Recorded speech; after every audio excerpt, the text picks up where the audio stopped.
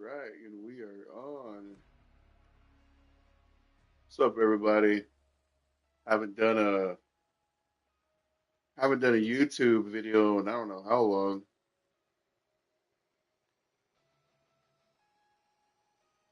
It's like almost midnight here in Phoenix, Arizona, where we live at.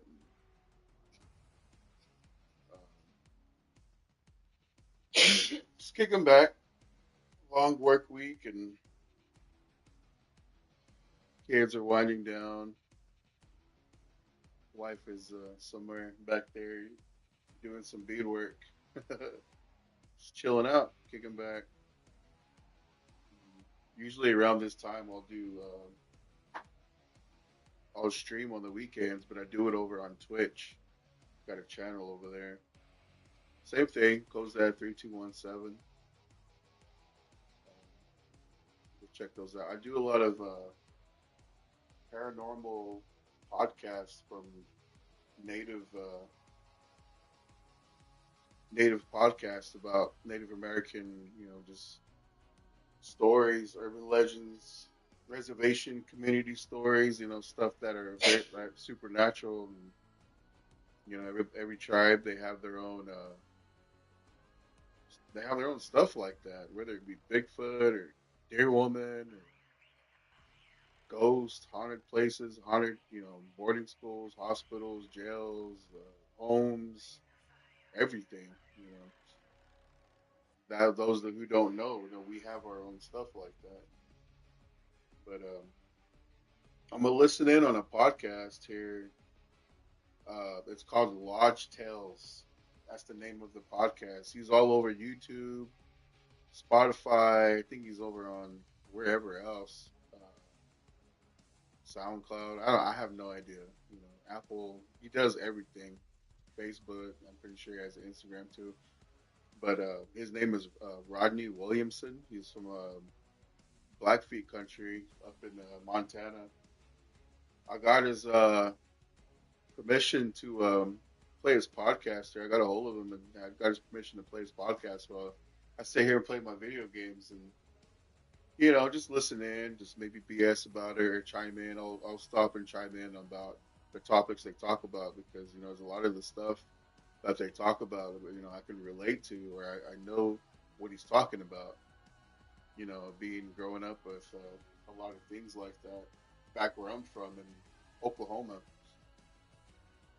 But yeah, I'm just gonna play the podcast here, and I know this one. He said he's talking about stories about tribal EMS, so that should be pretty crazy.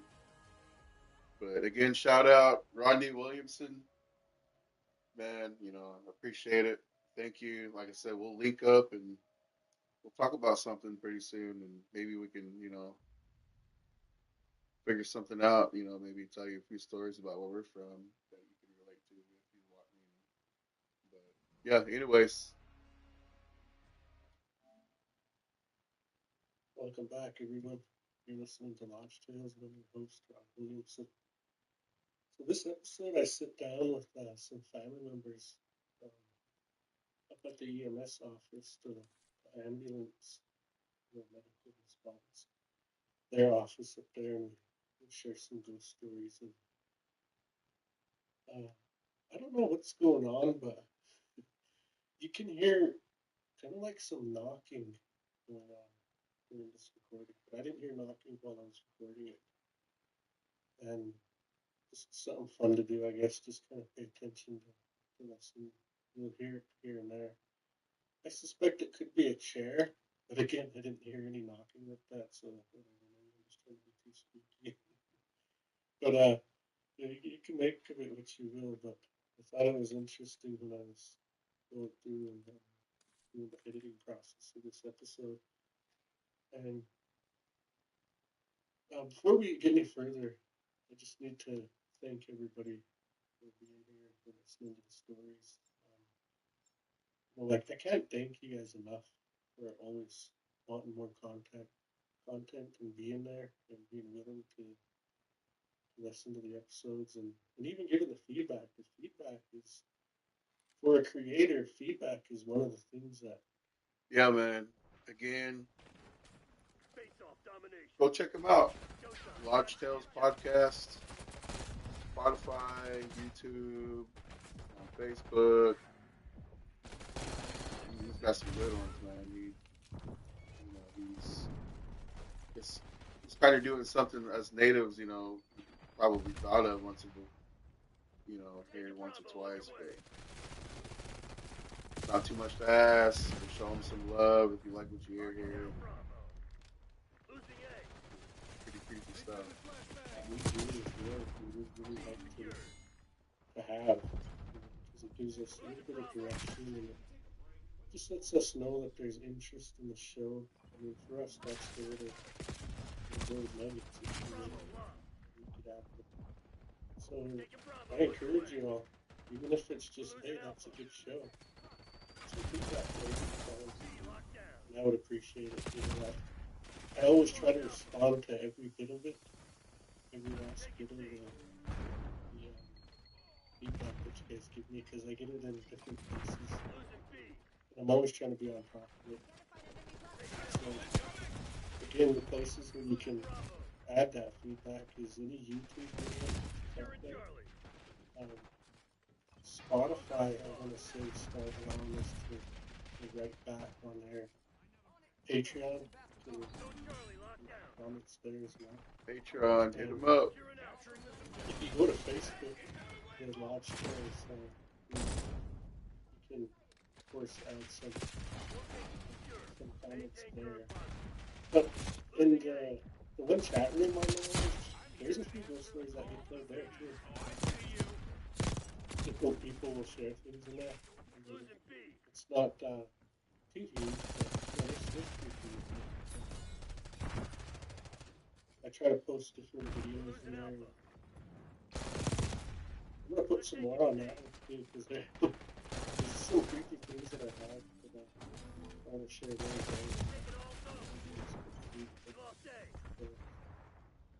And there are more places, like TikTok. Uncertainty, but Lodge Tales on TikTok. I'm there too. On TikTok. If y'all do TikTok. That's what I created. Oh, you younger ones. One to get the little top there with the further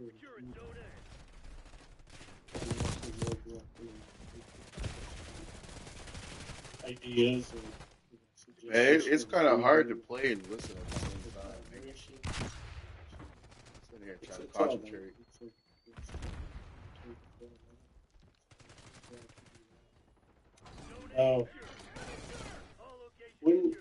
When I sat down to do this recording, I played the mic that I used. I played it just to test. And I listened, and I got all the sounds right. And I thought it would pick up the best. It's an AKG that can catch front and back, and so that's how I kind of had it set up. And we're sitting at this table, and the mic is kind of in the best position I can get it to where I can hear through the stuff. That's kind of the way I set that recording, how we did that. Well, when I first got there that night, these two family members of mine had to go out. One is my sister. My sister had to go out. And the other one's one of my other family. I'm pretty sure he wants to remain anonymous, so I don't really want to say what relation he is to me. So I just respect that. So they got a call and had to leave. And I was sitting in an office all alone. That's when I started testing the mic. So I was going around. Like there was a dripping faucet that was really showing up loud in the mic. There was something on top of this refrigerator that was vibrating. So I had to move that and position it to where it wasn't banging on that thing that was sitting next to it. So while I was doing that, I sat back down. It was kind of quiet in there. I just sat there for kind of a long time, just sitting there listening. Just kind of you know what, I'm just going to sit here and listen. That's what I started hearing, those weird little knocks. I don't know what they are. For all I know, it could be the chair sitting on. I don't know, but they are weird. And they show up periodically throughout the podcast, but nobody was like pounding on the table. Nobody was doing that, so I thought that was a little odd. Probably nothing, but it's kind of fun thing to explore as we get into the show here. I also wanted to tell a story that didn't make the podcast. And this is the story and how it goes. It's kind of a story that's kind of close to my heart, I guess you'd say. So my dad, he passed away. And when he passed away, I had him living in my house with me, taking care of him. Just got all our family there and everything. We were doing our best to keep comfortable with this, that, and that. So we were all there for him. And at that time, my wife she had this little paper out on the side, so she could do that too. She was pretty good at it. She get it done pretty quick. But my dad kept saying, my sister-in-law started really doing it already. And he was like, crazy. I see your grandma, your dad.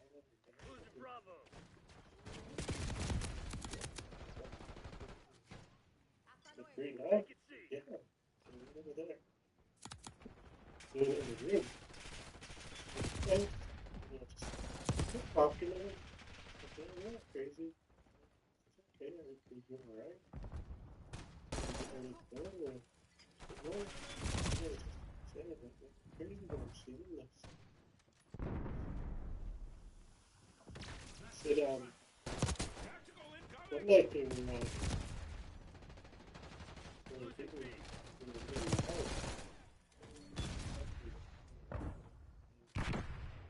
had to tell him, hey, guys, he said, because they were laughing.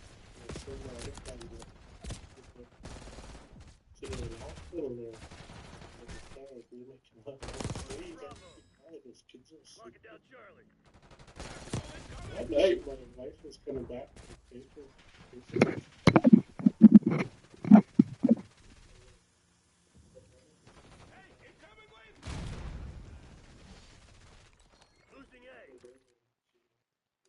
Check.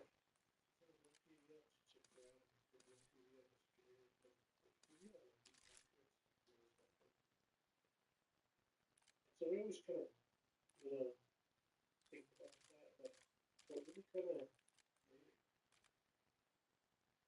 made me feel good was my boy who was really small at the time, and just learning how to talk, really be taught, really big vocabulary, and I'm really happy to really get in touch with him.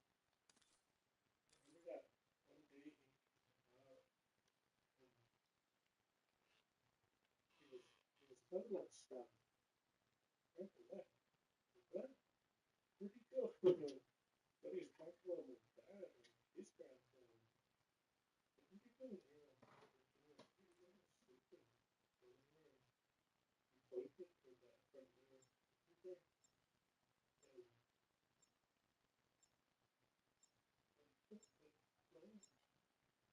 And what are you talking about? He told me that picture I have of my grandpa, my grandma. He lived by the front door. He said, that's not his grandpa. You never knew him. My grandpa. He passed away in 2000, so you never knew him. This boy was born in 2016. You never knew him. I thought that was weird. But another strange thing that happened that night, my wife had before that delivery was for my Check your gear and weapons. We'll be deploying shortly. they were locked.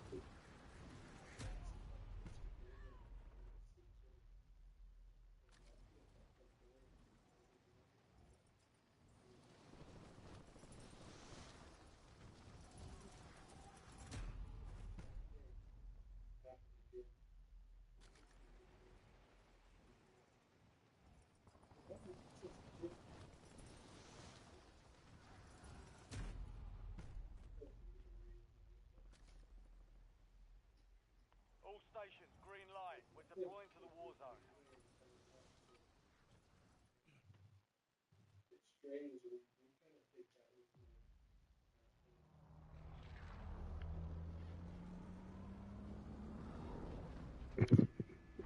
Things like that happen. Don't look this stuff.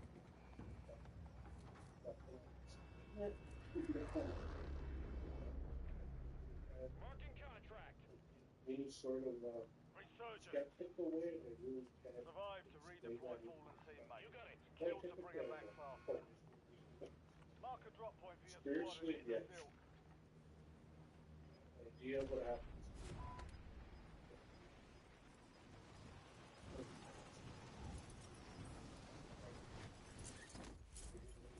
Squad's in the safe zone. You're losing ground. Move it.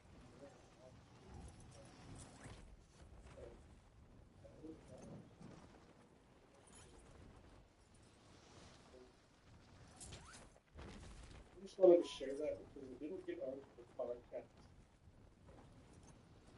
When I turned the recording off, we were just telling stories and we were talking about it. I figured we had had enough at that point and it's kind of winding down, so because we were telling stories before I started recording too. Kind of waiting because they're both kind of hesitant. These two family members are some of the hardest things I've Low enemy presence in your area. I'll try my best to have patience. You'll notice I tell some stories you probably heard. It was a good time. Hopefully we'll have some other family. Because that night I got invited by another family member to come to their house at some point.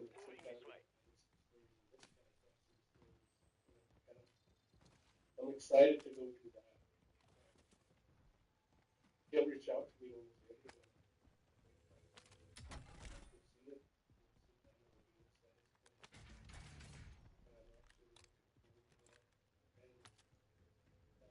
Coming up, I had a few guests lined up. I think we got part of the podcast recorded, but it's really not enough to put out yet, so I'm still waiting for the show.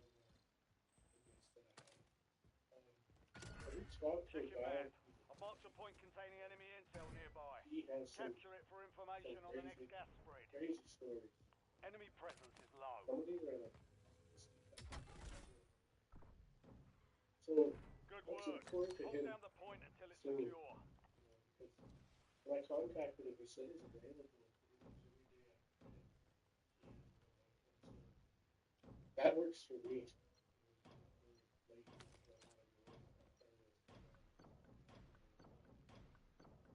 So I'm actually looking forward to him too because he's got really he Well has a done, lot of soldier. dreams. Check your map for the next gas spread location.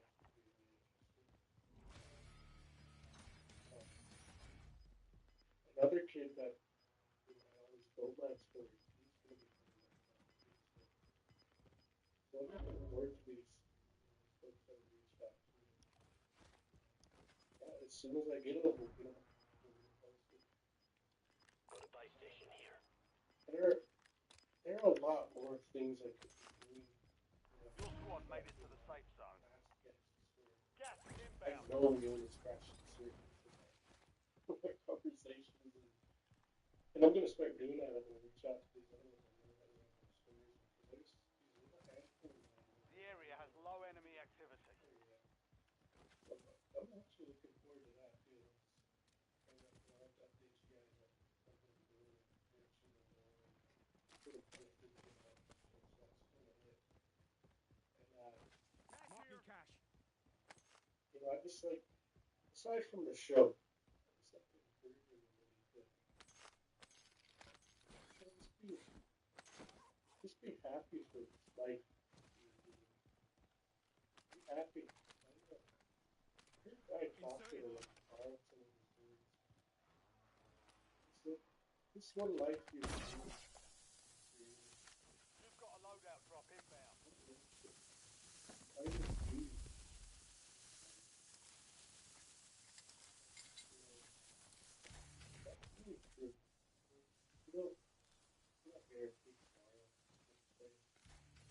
things that are bothering you today, just set them down. Set them down. What really matters is the relationships you form with people in your life. That's what's Friendly important. loadout drops on the way. I've spoken to so many people that are older, get past those things. Head for And indicated all the location. same thing to say. One of the greatest things you can do is Marking contract. spend your money on spots in your life. Fire sale is active. Like Buy the station grandpa, prices are adjusted. it's still All squad his mates bank, are in the safe zone. his older Gas is clients and moving. clients. He always kept that relationship with his friends. He always had a lot of good people that he would talk to, good close to. So I kind of kept that in me. UAV standing by. Realize that's what's important, I'm good. you know, keeping those things close to you, especially your family and friends and any relationship that you have. Make sure you keep it. Enemy activity looks low. Let's get into the show. Let's go.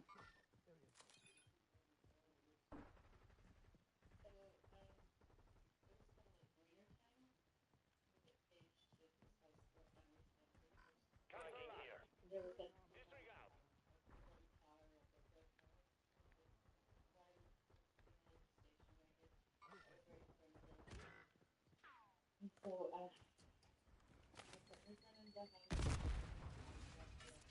You're gonna be okay. I think. Merci beaucoup.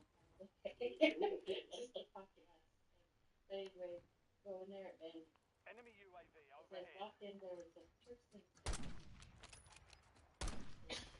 Changing mags. Fire sale start. Prices are back to normal. Hostile airstrike incoming. Valiant effort.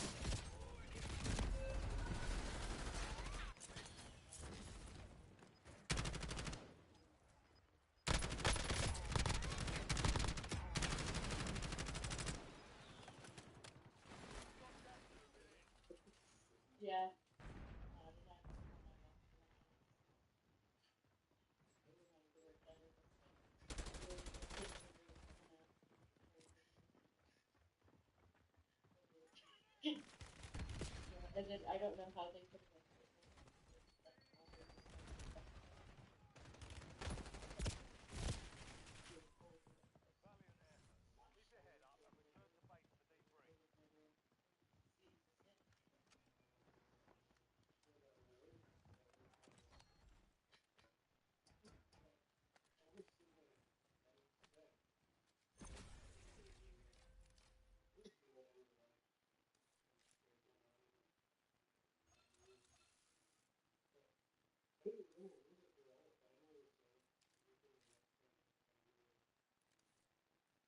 return to base for debrief. Felt like, who's this meeting? Like, maybe 5 hours sitting at the visitors in there and the staff and stuff. But I felt like it was crowded in there. That little area, I kept feeling kind of, uncomfortable. Was it something I had to get out of there? Cool. So I ended up sitting around that car and waiting, and finally we could left. But the next day, my wife's cousin was saying, yeah, there was this woman. She would peek out. You know that top part? The building that top one? She'd peek out there and shine the fire out. And it was actually in that one point. She peeked out from the top, but moved all the way down that floor. And it was the normal size. And it's actually pretty big door just peeking out deeper. But I don't know if I was feeling something I felt that way, but I just had to get out of there because it felt like I'm hearing a lot of thunder, a lot of spirits in my head. It's like crowding, so I had to get out. Like if there's someone's getting ready to attack, it happens. You have to show up, whatever that is, it was like, I think this was it was just something else.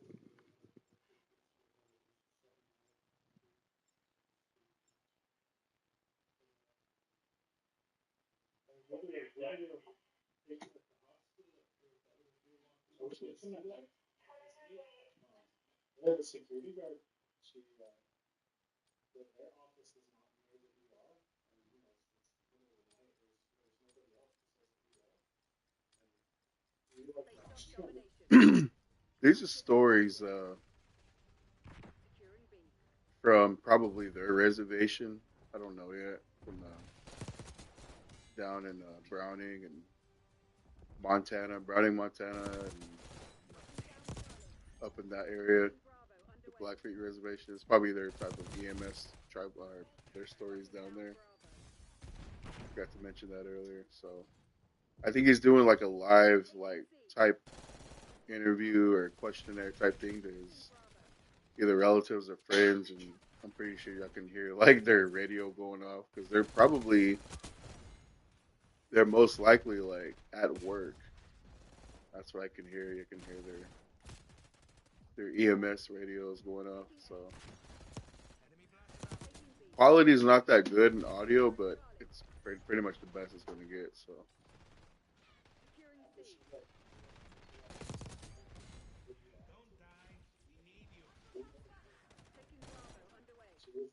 Why is that?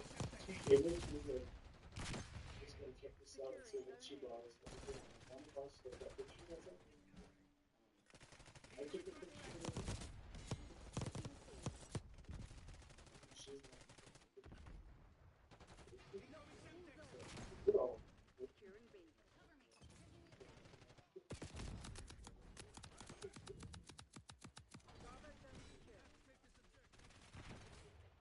Like, yeah, yeah. that's so weird.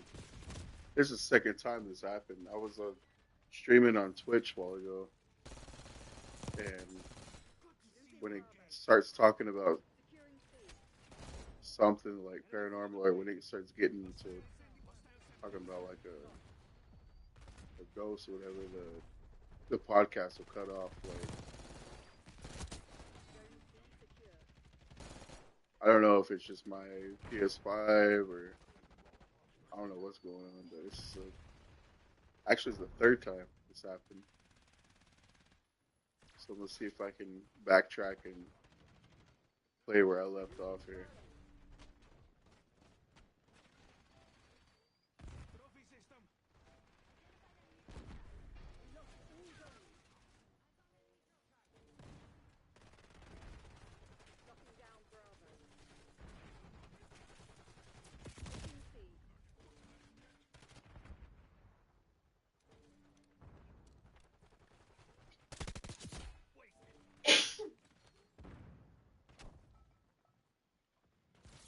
You're at the podcast, but nobody. Okay,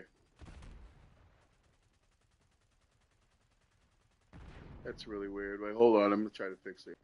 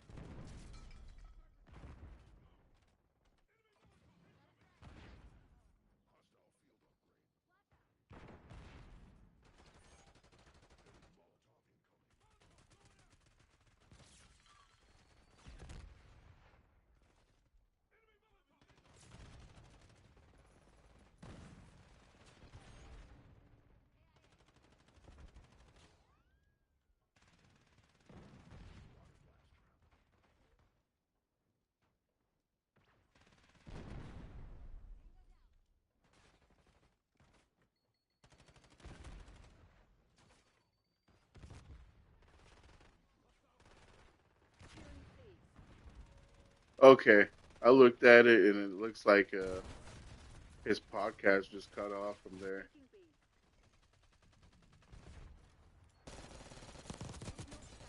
I don't know what happened. It seems like it cut off on his side. It's like the fourth time this happened on his like some of his podcasts. We'll start another story. I don't know why we keep having technical difficulties here. I don't know. Keeps happening, but hold on. Let's start another podcast.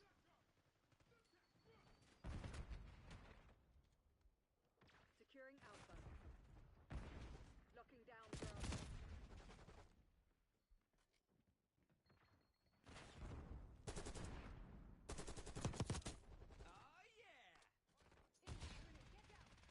Taking Bravo underway.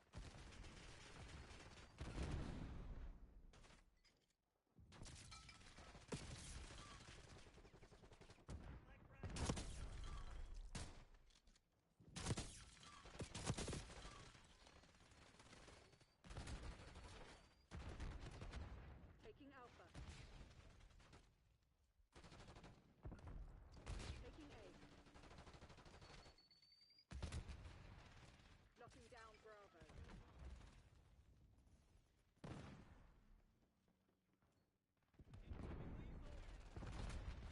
Securing B.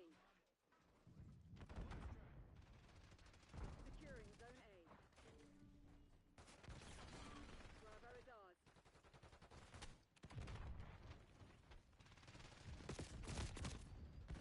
All right, y'all. I'm gonna start another podcast.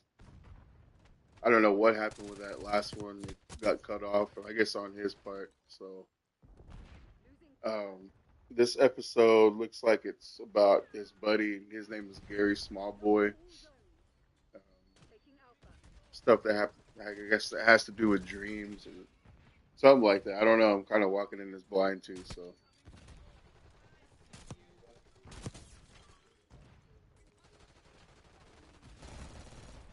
Yes, that we have. Locking down Charlie. Taking Bravo underway. Taking C.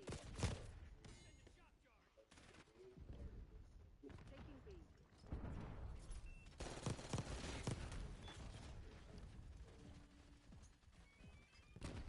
Securing Alpha.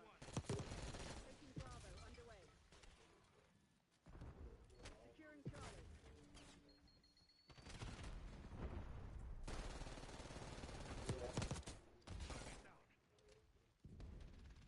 Taking C.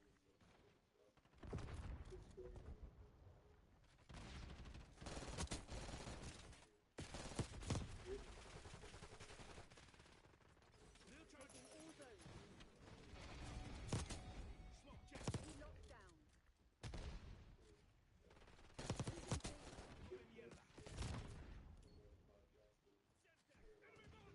Losing Bravo.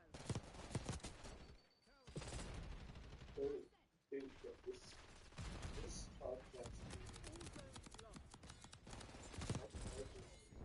Securing Zone A. You're supposed to be the CIA spy. Act like it. Taking A. Securing C. Securing B. Securing Alpha. You lost the fugitive again. Langley won't be pleased.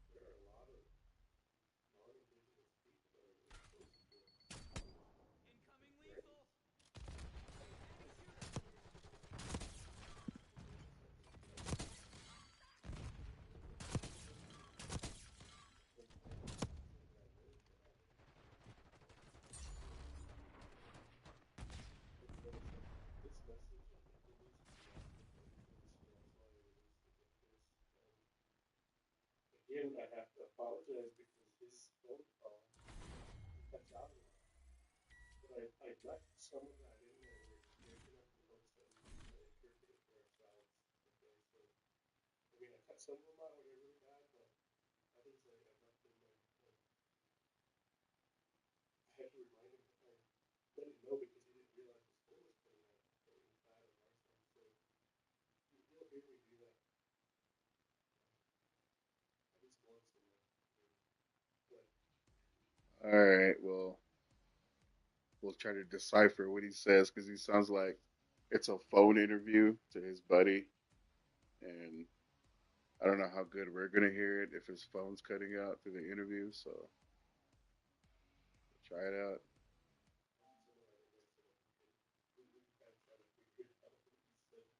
it it's starting to become a hallmark of the show. I don't, I don't know what that is. I really don't. In the beginning, it was me just being looking, and sometimes it happens again. You know what I've noticed though is like when you're sharing these stories, sometimes things happen. That audio, I mean, I don't know how many times I've been doing it. We've been talking, and the audience will throw back to some of these little people that Non-sponsored.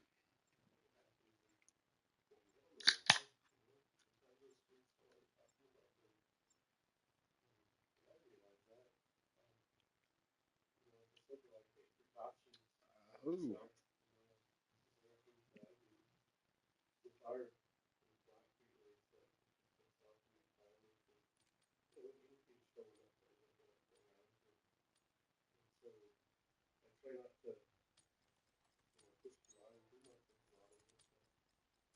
Face-off kill confirmed.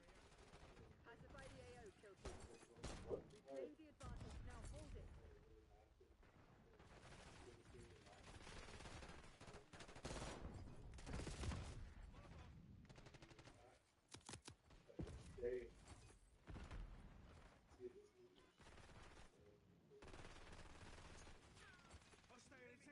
Hey, we might get our answer here why his the last podcast that I was listening to got cut off, right?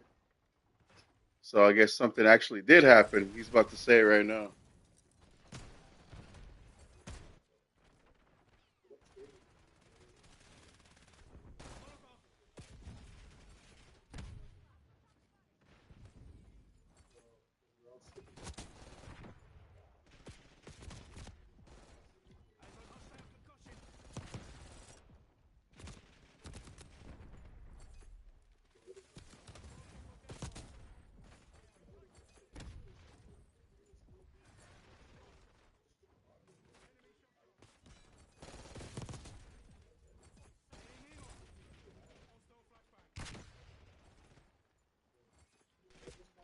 You know, I was gonna say, I don't know if you can hear him or not, but like I was gonna say I heard something knocking.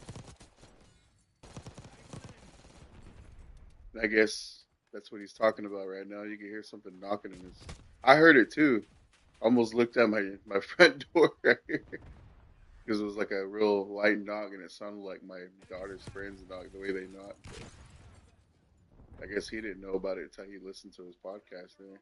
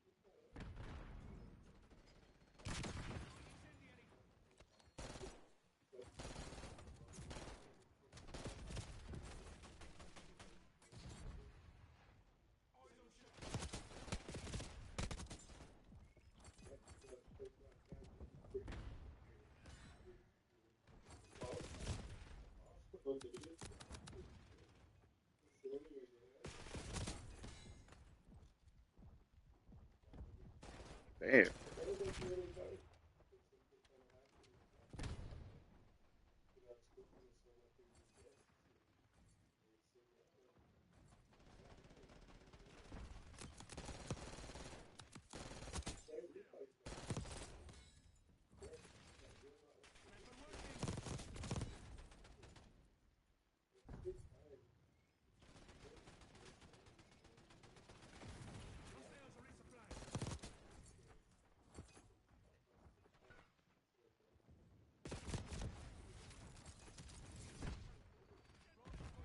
That's kind of crazy to think about. I never heard about. I was heard about anything like that, but I've always wondered about it because I always hear like uh, stories about different YouTube channels and people are watching all these paranormal investigations or whatever, and then they say they start hearing things in their own house when they're watching it on their phone or on TV here or like.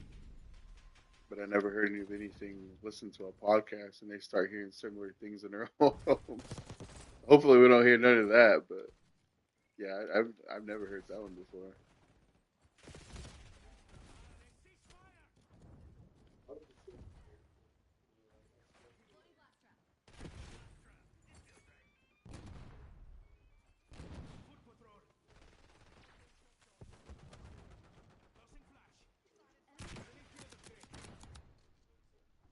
That's a really scary one.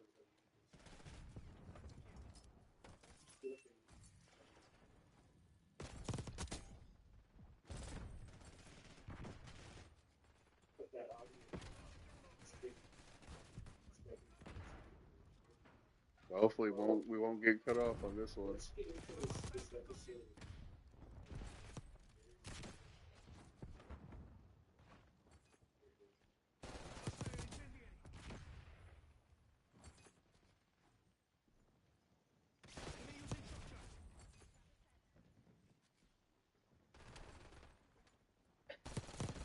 All right, everyone. In this episode, we have a guest who's going to talk a lot about dreams.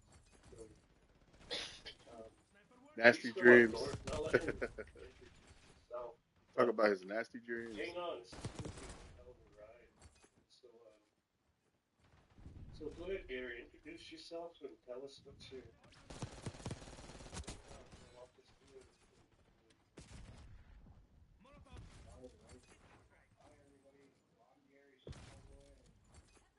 I have talked about a lot of my experiences and the stuff that I've dealt with in life. Yeah, like I have my TikTok account here that I do a lot of All right, since he said it, I'm gonna help him out here. Those are all you TikTok users. Go look at Gary Smallboy. Not too sure what he does. I guess he does. He helps a lot of people. He says probably like behavioral health type stuff, but whatever. I don't know.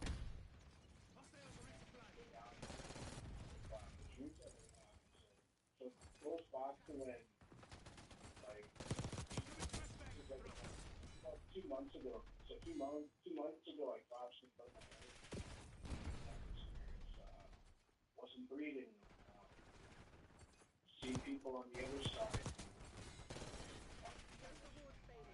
Work out what went wrong and fix it.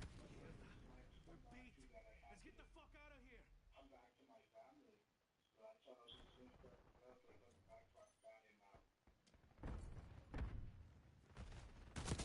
see my kids crying, my wife crying, and I look at my wife and tell her what happened. I gotta make some popcorn. You know, and she goes, "You're gone." I said, "How long?" How long? I said, "How long did I stop breathing?" And she goes, "Stop breathing about like what, just about 15 minutes or somewhere around 5 or no, she was 5 minutes. That's not too long." I said, "Crazy," because I said wherever I was, I felt like I was there forever. I told her that it was different. Yeah, so it was different being on the other side because it was like time didn't exist. It was timeless, and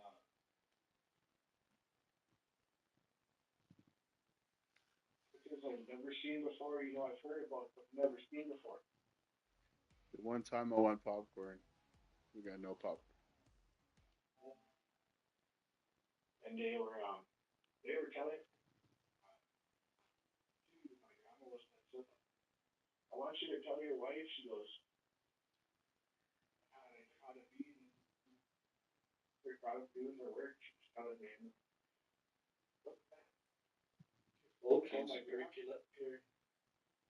oh, there's can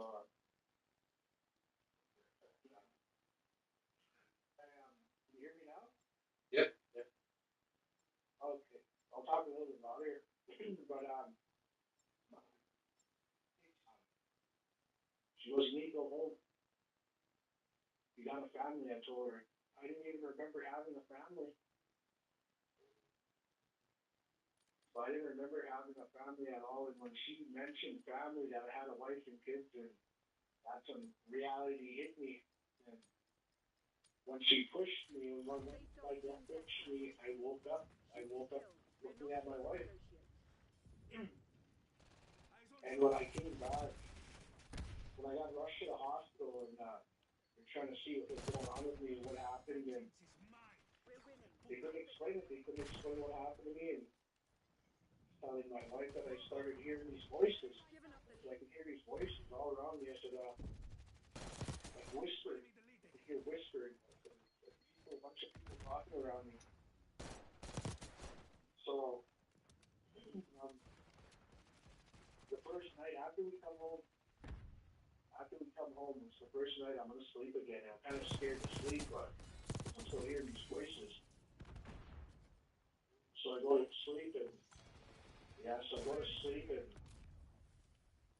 this dream. About this Donald Trump. So I have this dream, Donald Trump getting in, and I watch him winning this election. By unanimous decision, he just wins. And I see Justin Trudeau.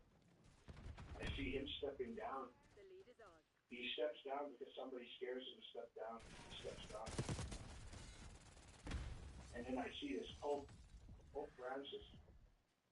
This is a tricky one. This one's a scary one. I see this Pope sitting on this. I saw him sitting on his throne. So he was sitting on his golden chair.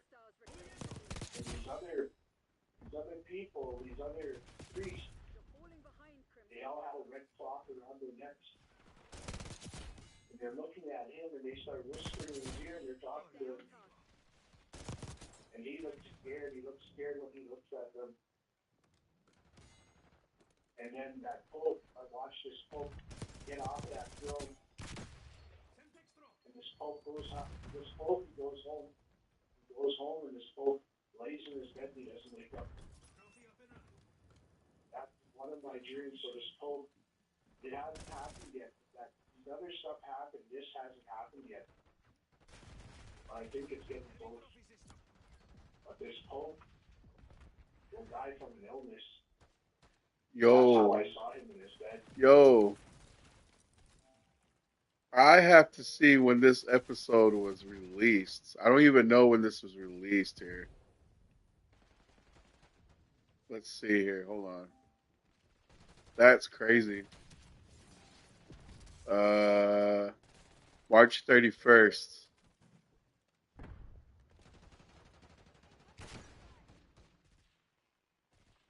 Hold on.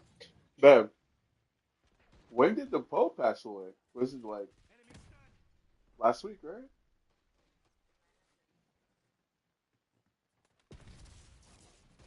Okay. Okay. So this episode came out on my birthday, March 31st. It was after that, right? Yeah. That's crazy. That's I don't know. I mean, you can't make anything like that up, especially on here if you don't know that's going to happen. I mean, the whole Trump thing. I mean, you never know. You know, I'm being open minded here, but with the Pope, like, how the hell did he's having dreams about that early? Like, that's spot on. That's kind of weird. And it was posted on March 31st. So I don't know. We'll keep going. But he looks scared. He looks scared to death. He knew whatever they told him. And then my other dream, this is a couple days after, I have another dream. And I'm on this hill, like, I don't know where I am. I'm on this, there's this valley, there's this hill at this valley. And I could hear his voice, and hear another voice. And I hear a couple more. And they tell me to come, so I come over there. And they're on on top of this little tiny hill, and they have these rocks placed around them. And they tell me to come, and I look at them and I said, "Where am I?" You know, like, "Who are you guys? Where am I?" And he goes, "Don't worry about that." He goes, "We need to warn. We need to warn our people." He says, "We're your ancestors. We need to warn. You're gonna be the one that tells them. We need to warn them. You know, something big is coming." I looked at him and I said, "What's coming? What's gonna happen?" He goes, "The white man. The white man. They're gonna take out our people." He goes, "They're gonna take out our people. I want you to tell people this." Kind of creepy, y'all. That's kind of creepy, man. Considering this shit was posted on March 31st. You know, I'm not gonna get into politics, or I'm not even gonna go that route. But those who don't know, the stuff that Trump's doing, and just whatever he's got going on, I'm well aware, and it's a lot of it's not good for our native people. Um, just the things that he's trying to enforce within these executive orders or what have you, and it's not good for us. I'm not saying anything about. I'm not even gonna, like I said, I'm not gonna get into that. I'm really not. But I guess a lot of us natives, when it's getting hard for us. It's just like everybody else. Everybody else is dealing with it. Everybody else is going through it. Whether you voted for him or not, you still like the guy, what have you. Your opinion's your opinion. But for us, a lot of us believe, he's taken a lot away from us. We barely even have anything, and I know he doesn't like that we govern ourselves, because a lot of us are sovereign nations, and, we're just like any other race, we're those who don't know, we govern ourselves. We have our own little governments, and just to kind of like keep our people fed, and healthcare, and, just everything, housing. Those who are blessed have, per capita, money and land money, what have you, all that stuff. Some tribes aren't blessed with that. They don't get nothing. Maybe little things here and there, but not much at all because it's so poor. But I know a lot of people will probably think, well, I don't get nothing. I pay taxes, and we do too. I got a job too, and I understand that part. But talking like what Trump's doing, it's just not good for us. That's not even my opinion. That's what it is. And y'all, I mean, all natives know, like we all know. But for those of y'all that don't know, a lot of the things it's doing, it's not good for us. It's really not, because it has to do with land and a lot of the DEI type stuff, and then you got like I could go on and on and on. And this is just what he choose, what he's choosing to do, and it's affecting us. It's affecting the native people. But him talking about in his dream, he's seeing all this stuff before it even happened. That's crazy. It is posted on the 31st. And as far as I know, he says he posts it like right then and there, or when he gets home, or what have you, before when he does his interview. So that's kind of crazy. That's kind of crazy to hear. It's nuts. Every last drop of an indigenous person will be extinct, will be wiped out. He said, "It doesn't matter if you're a Métis or anything." He goes, "But I want you to warn them. They're going to take anybody, even if they only have a little bit of money," he said. "And they're going to come." He said, "The army's going to come. They're going to come knocking on doors, and they're going to be pulling these families out of their homes." He said, "These RCMP are going to come there too. They're going to be pulling these families out of their homes." I looked at him and I said, "I'm just dreaming, right?" I looked at him. "This is not real," I told him. He said, "It is real." I'm here talking to you. And then the next elder came up to me. The next elder told me that he speaks the truth. He goes, more than the people. It's coming. It's already here. It's going to begin. There's going to be a place. There's going to be a place that you guys are all going to go to. I'm going to show you this place. And he shows me the mountains. He goes, our people will go to the mountains. He goes, they'll go to the mountains and I'm going to show you where we're going to hide. They'll be safe here. And it's weird. I started levitating to this area, like, as if you're leaving your body, that levitation. So I'm going to this mountain, this big mountain. I get there. Real quick, when I was like, I think I was like, I can't remember how old.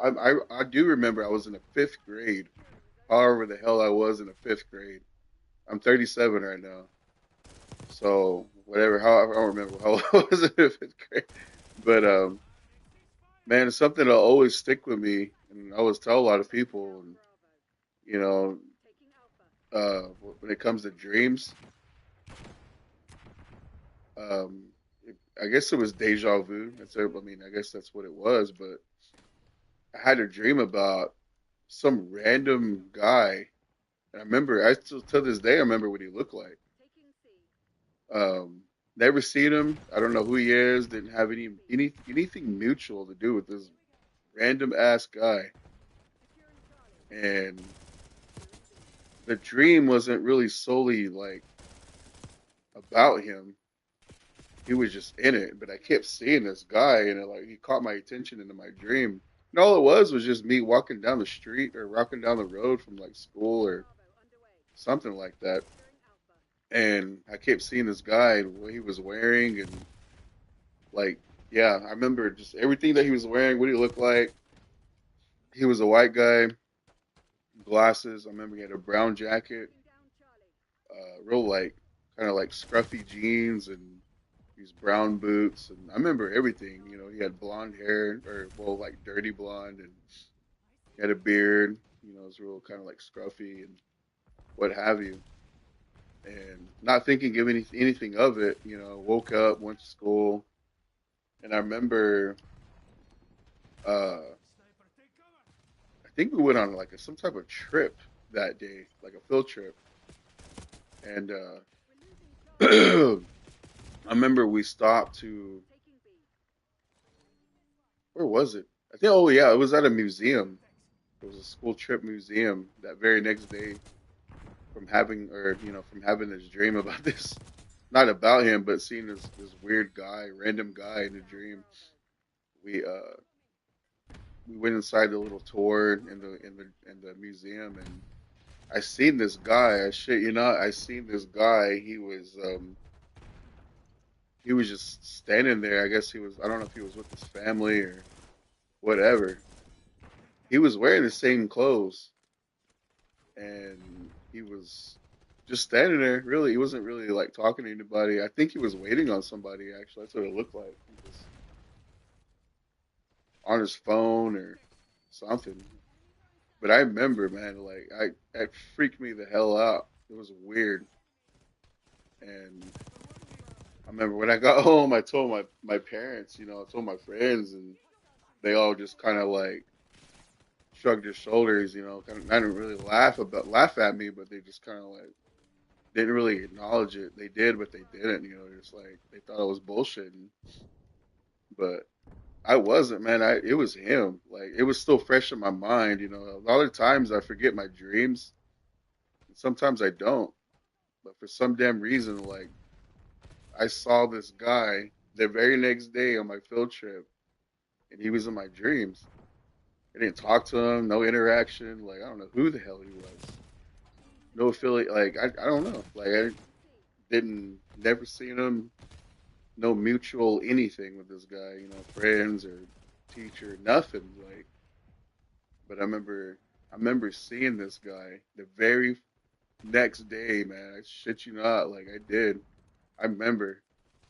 It's still fresh in my mind. I just something that I'll never forget. And I remember everybody thinking it was like just talking out of my head, like just bullshit and lying about it, and kind of made me upset. I was a young guy, and I was just like,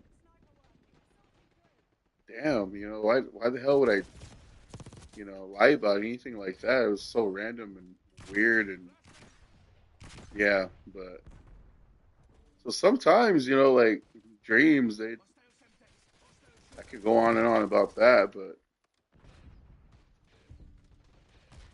I don't know. It's weird. I'm pretty sure, maybe somebody have that same type of scenario happen to them, but yeah. Anyways, going on, I remember, something like that happened to me before. Pretty weird. And look beside him, he's still with me, he's still with me. And he goes to that mountain and he touches that mountain opens up. There's a big cave in there, there's a big cave. I don't know what he did, but this mountain opened up. And when he opened this mountain up, there was already indigenous people in there. And he goes, this is where they'll all come. When the white man comes to try to look for you guys, this is where you'll be, and you're going to be safe here. I want you to tell people, well, this place is safe. He said, it's not just going to be here. It's going to be all around where all our indigenous brothers and sisters are. There's going to be a mountain in each different area. But they're going to be safe in the mountains. They need to go to the mountains. And he says, tell them to pray off to their ancestors. We hear them. We hear their prayers. You tell them to pray to us. And we're going to help them. He said, once you believe in us, we can show ourselves. But you have to believe in us. He goes, our people are fighting amongst each other. That's not where the fight is. He goes, the fight's coming. And he's the white man. And then we go back to that same area with the rocks are on there. That very element comes up to me. He looks at me, he goes, I want to show you something. He takes me up to look to the top of the sky. He makes me look down, and I see this big, dark cloud coming through this valley. Much following this cloud. He goes, that's already here, and it's coming. And I looked at him, and I said, what is that? I said, what's this dark cloud? He said, sickness. It's a sickness. He goes, they're going to drop a sickness. Oh. They're going to get sick. This is how they take you out. And I'm looking at it. I can't believe what I'm seeing because I'm looking at this big cloud. And all this lightning is around this cloud and it's just pushing, and it just keeps coming through the valley. He tells me to listen really carefully, and I listen. And as I'm listening, I hear babies crying, I hear adults crying as this cloud's coming through. All you can hear are these cries. He said, you're gonna help us save as much as we can save of our people. The ones you hear crying, those are going to be the ones that didn't listen.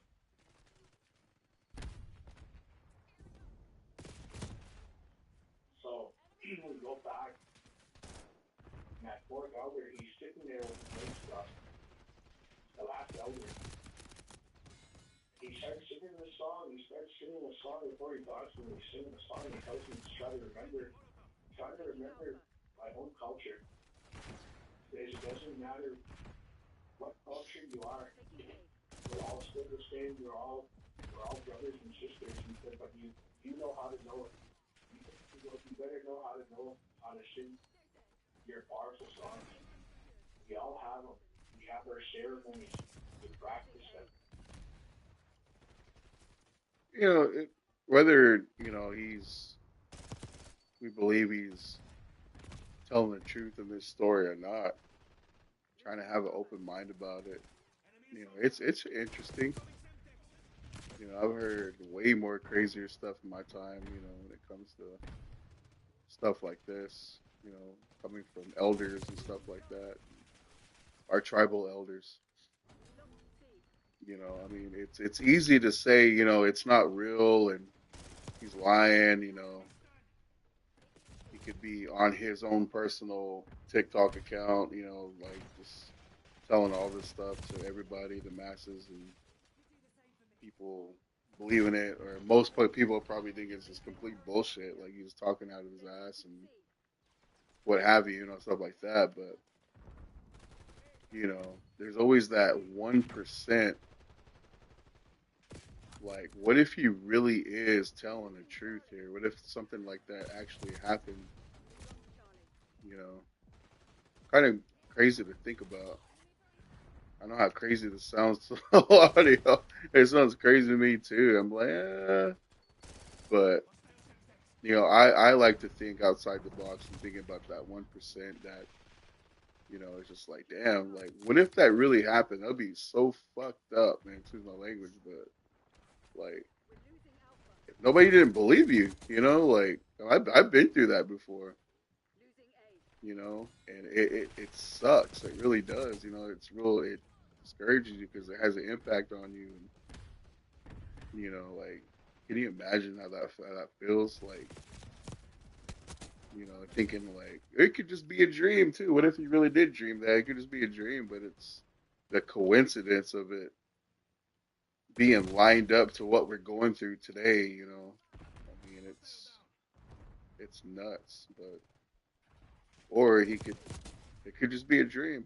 Maybe he just watches the news a lot and maybe there's stuff heavy on his mind and his dreams just so happen to kind of line up to what's going on. Now he really believes this is, he had like a prophecy or some shit like that. It could be anything, but that 1% to think like, damn, what if it really did happen? It's fun to think about. And like I always say with a lot of these, some of these videos I do, especially ones on Twitch, I have an open mind because I've heard and seen a lot of things in my lifetime I cannot explain, especially from elders that have no reason to bullshit, no reason to lie.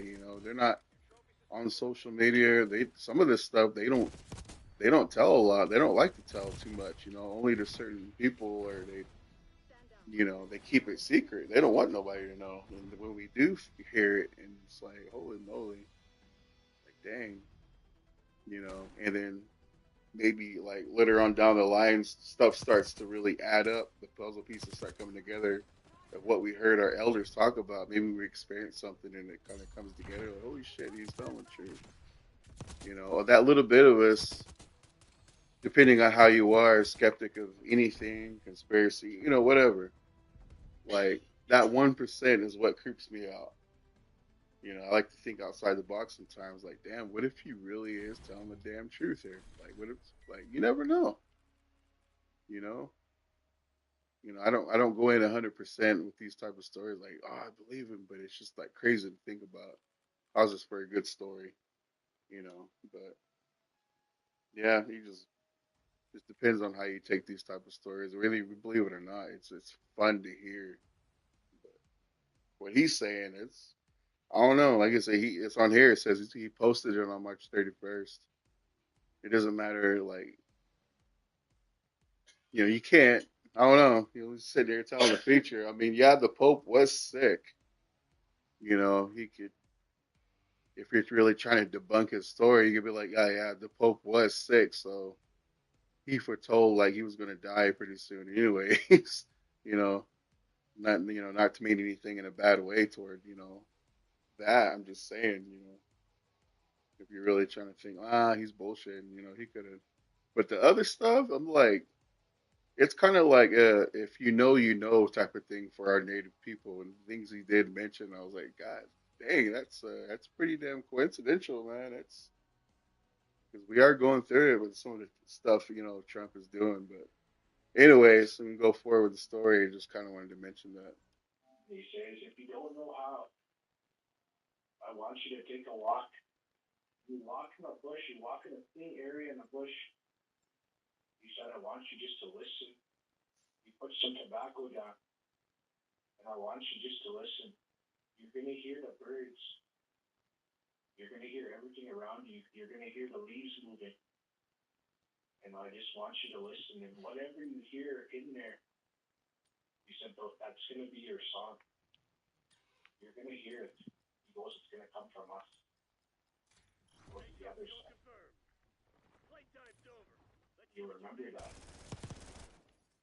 When those hot times come, I want you to sing that song. He goes, it's going to be like a shield. It's going to watch over you. He goes, I'm not here to scare you, but we're here to protect you. And this is the only way we can get our message out, because you can see us. Now, look, I told him I don't know how I was able to see them. And he said, because I died.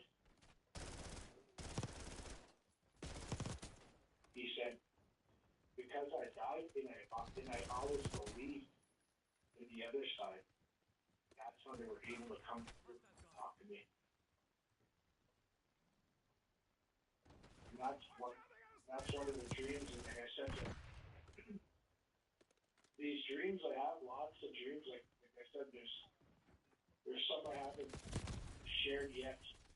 I'm waiting for the right time to share them. You know what I mean? Like, I know everybody wants to know them,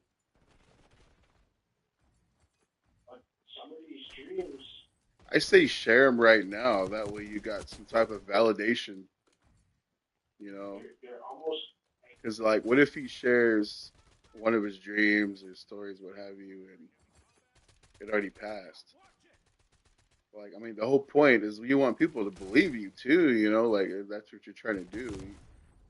You don't just want to be some crazy guy, thinking you're saying you're prophesizing this shit and whatever. Like, I would tell the story. As soon as you have the dream, man, like record it, post it, something. Because the timestamp don't lie. I don't know how you would lie about the timestamp, but if it comes true, then it's like holy shit. So yeah, I post it now. it's something you don't want them to hear because they'll get scared. But this other dream that I had was about these 3 nights. This elderly man came up to me and told me to be ready for these 3 nights. And then that was a really quick dream. I told my wife, that's all I remember. And I said, I woke up right away. I wanted to finish this dream. I told her. Because I wanted to know.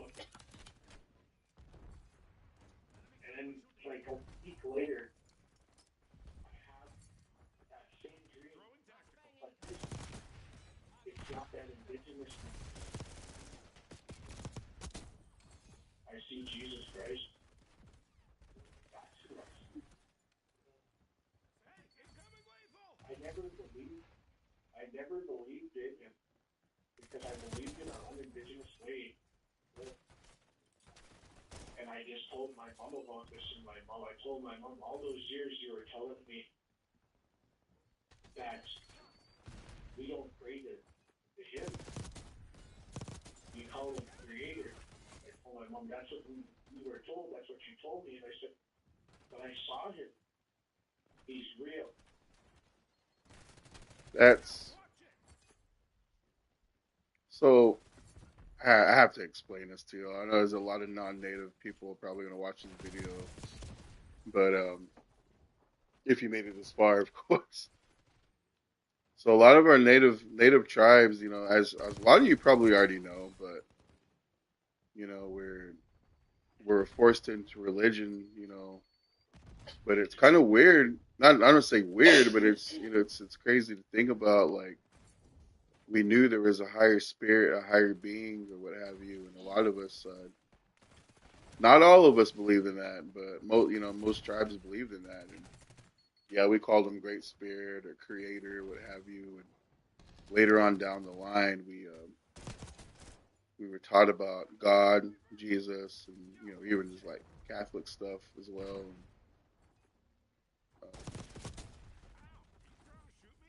And yeah, a lot of natives today, they're taught, we stick to our own ancient traditional ways, handed down, and we don't really change. We believe in our medicine ways and a lot of spirituality and stuff like that. And I'm not gonna get too deep into it, but it's something of that nature. Not so much religion. We're like, oh, a lot of tribes that don't believe in God, they believe in what they knew before religion was forced on us, because there's a lot of religion had a big negative impact on us, just like a lot of native cultures around the world, but mainly over how religions treated us through boarding schools, that whole boarding school thing, and cut our hairs, made us change it, just treated us really bad, and so a lot of tribes, they're anti-religion big time, and I get it, I understand, but a lot of tribes seen something good in what they were trying to teach us about, the Bible and all that. So a lot of tribes they learn to balance it. I know a lot of people, they don't think that's right or whatever, but everybody's different. But a lot of us tribes, we're learning how to balance that religion and tradition, keep our old ways, our traditional ways, and it is that religious part. So, I mean, a lot of people, a lot of y'all that's probably wondering about that, what he just said, that's just kind of like what it is. But so, me, I'm on religious beliefs, and I try to keep that traditional aspect alive too. So hearing something like this it really makes you think. Those holes in his hands, I said to be real. And I walked with him. I said I walked with him. When I walked with him, I told him this is what heaven looks like. He just smiled at me, and he told me. I said I didn't know heaven had mountains. I told him flowers like this. He said heaven's what you make it. Those were his words. So what you grew up or seeing, what you're used to seeing in this life, something that you cherished in this life. If you would love mountains, if you love flowers, that's going to be your heaven. That's what you're going to see. Something you're familiar with. And when I looked at him, I told my mom when he hugged me, it was different. I said it was like a woman was hugging you. Perfect execution. The Like a Pantheon's mother. pissing themselves right now. I said it wasn't like a father. It was more like a mother. That's the words. A safe place I felt like I was in those arms. And when I looked at him, he started telling me, I looked at his eyes and told my wife, his eyes were the most beautiful thing I ever seen in my life. I said, he goes, I asked him, I said, your eyes. Whether this is, you know, fake or really believes what he's telling you, his dreams he had, it's nice to hear on my part something like that. I mean, you always taught, like, going off topic just a little bit.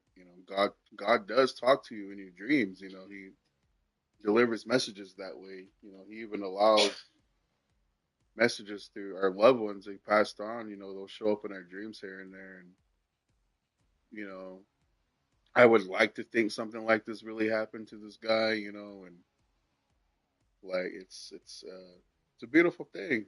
You know, everybody. I know we all had different backgrounds, and you know, we all believe in different things, and we all, you know, everybody's different. You know, but I don't ever, you know, disrespect everybody. You know, I respect all the cultures and backgrounds, and just like I don't like people judging mine. But you know, hearing this coming from a native that didn't believe in God at all, like something else to hear. You know, he had a he had some type of message or a vision in his dream.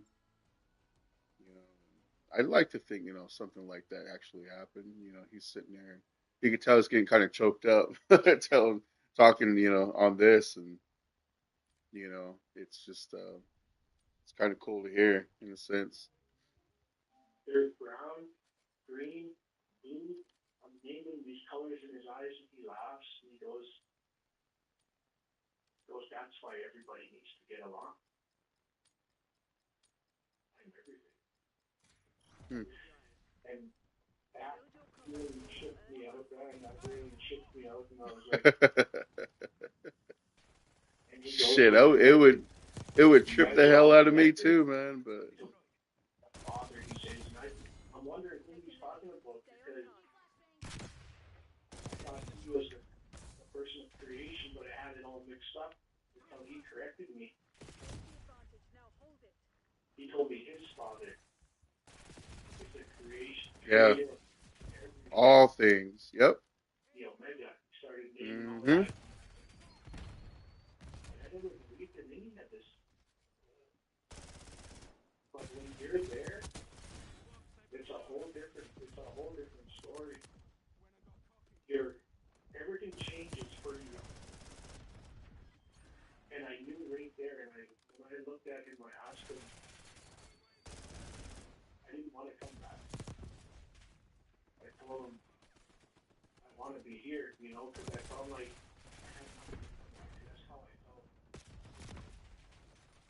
Because there you don't feel pain. There you don't feel nothing but love. Yep. That's right. No hate, nothing. Hmm.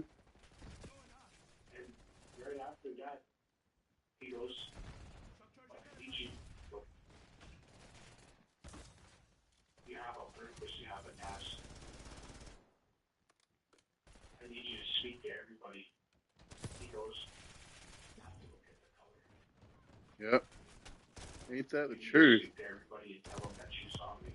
Some He goes, but I'm about to do something soon and it's going to be big. And people don't change their ways.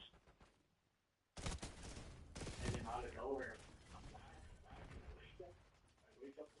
I bet that's kind of creepy. Not creepy, but I bet that kind of to borderline religious people that know about, you know, the story of Revelation, you know, end times and like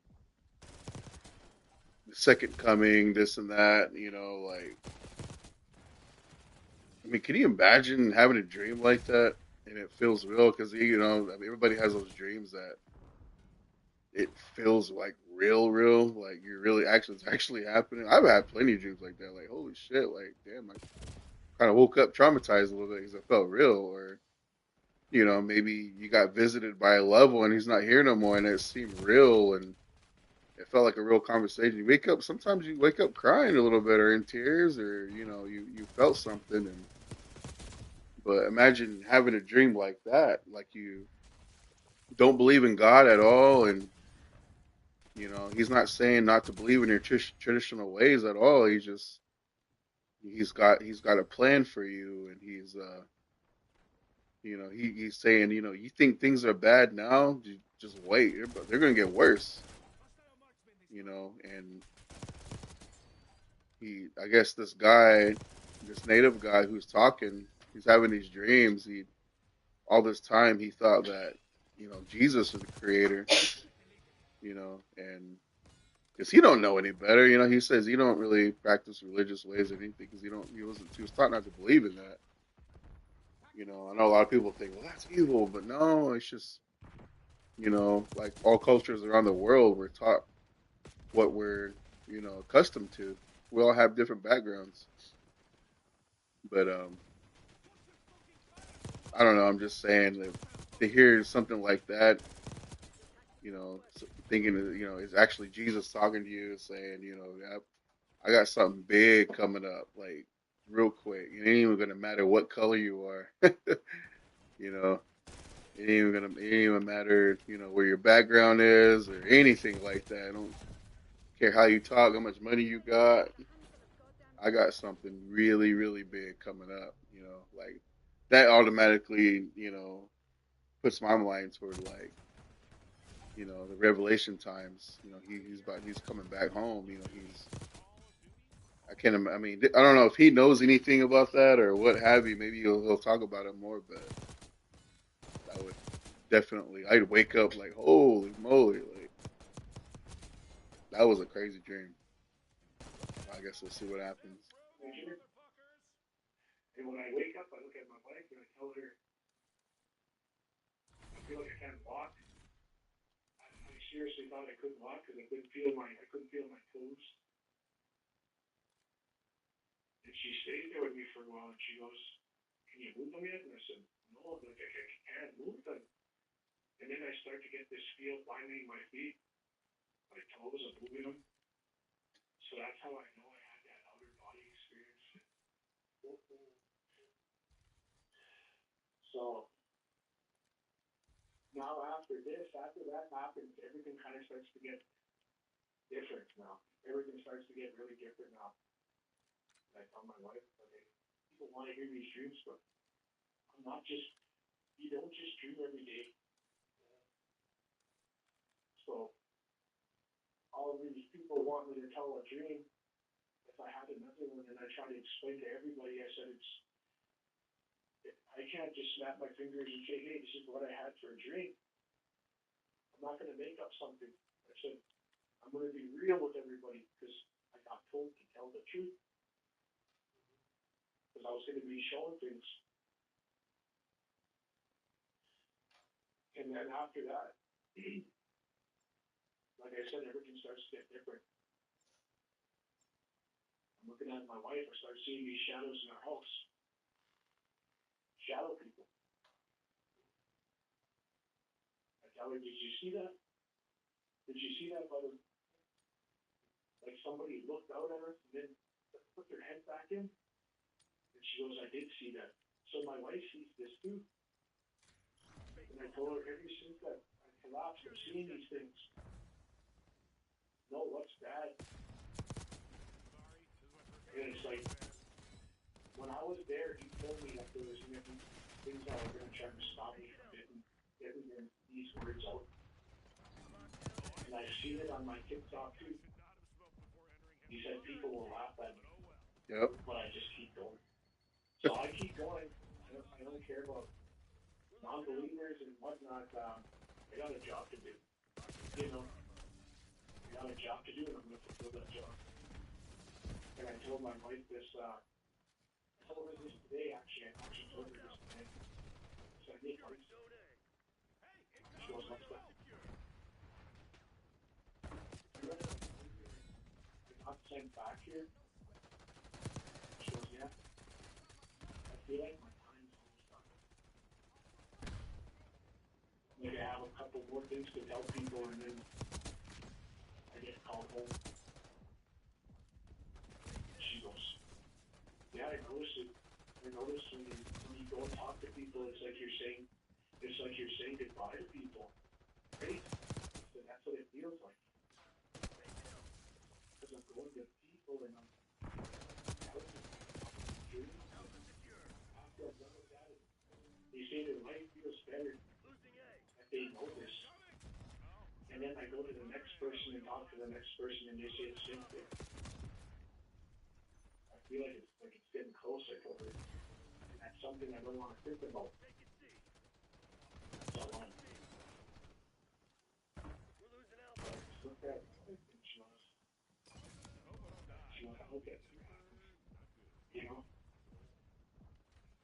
And I told her that. And I told her there's going to be a lot of people that are going to get these gifts. I'm not the only one. And we're going to find each other. This other dream that I had, this is the one I'm still trying to figure out. There's a guy on TikTok right now, and he really resembles the person in my dream. I'm trying to connect with him. He's 15. He's a young man. But he talks like me, whatnot, and I've seen him in my dream. Hey, actually, do you guys want to buy some pottery? This elder called us on top of this hill, and he had 4 staffs. He had 4 eagle staffs. Each one of us was given a staff. And we got told what these staffs are going to do. This is how we protect our people. And he said that we were going to find each other. He looked at all 4 of us looked at each other. And that elder looked at us and he said, you guys will find each other. And then I go on TikTok and scrolling through and I see this native guy with braids, young guy, good speaker. And I'm like, this guy looks familiar. I recognize him. He was the 3rd guy on my left. He was one of the ones holding that staff. Somebody shares a video with me. See, this doesn't just happen. This is not just a coincidence. Somebody sends me another video with the same guy. He's wearing a war bonnet and he's holding a staff.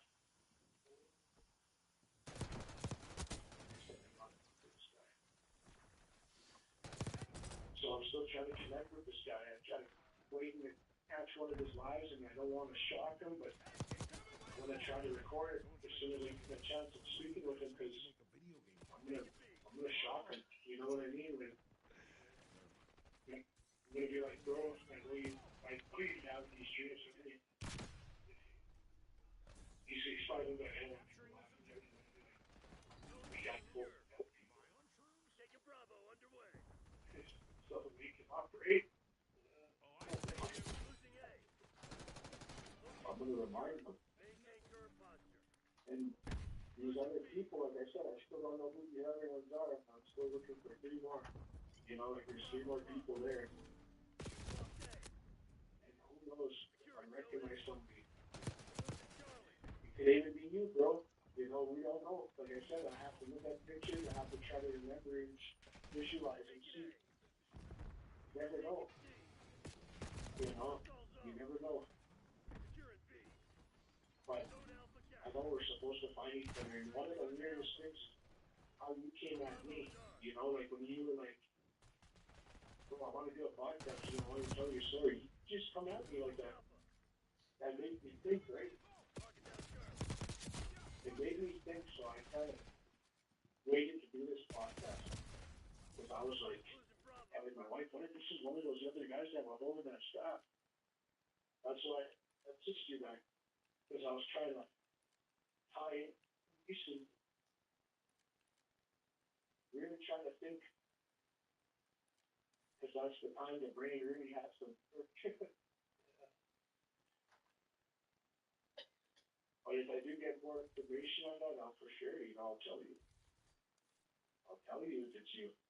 You know, and because you already told me that you kind of have these dreams. That's how you're gonna think. I don't think I've ever told anybody, but I had a dream about. I've never brought this up on my podcast.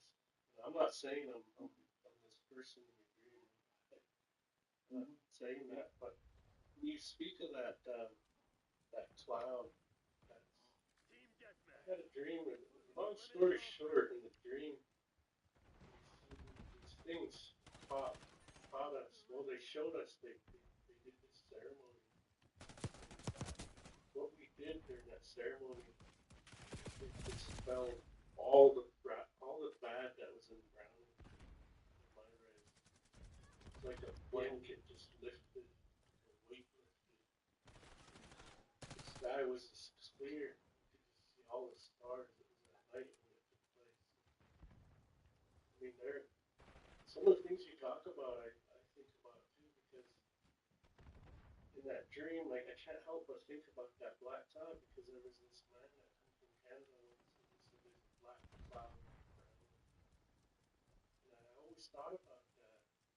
Me and one of my other friends talked about that before too. Hostile sighted.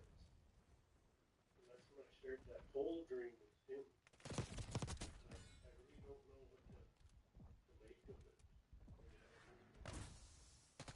But that dream happened a long time ago. Still don't know what to do with it. I don't know. I feel about that line. Maybe there's your connection. It makes me think. It really does. Well, we get There's things an enemy shooter! like what that elder told me. Field upgrade. That's the other Not side. good. We get shown things, but a lot of us are not too awake to understanding it. They try to warn us. So now they're coming out again. This time they know it's going to get bad. Now they're trying to help us from the other side.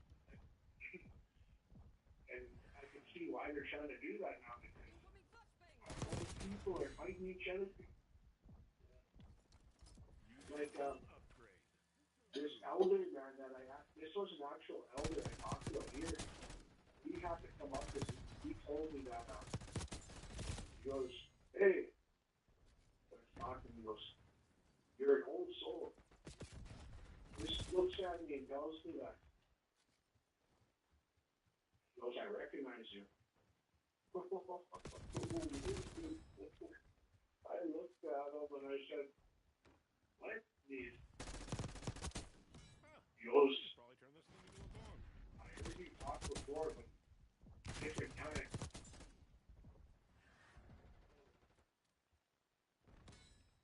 It's like you're here again.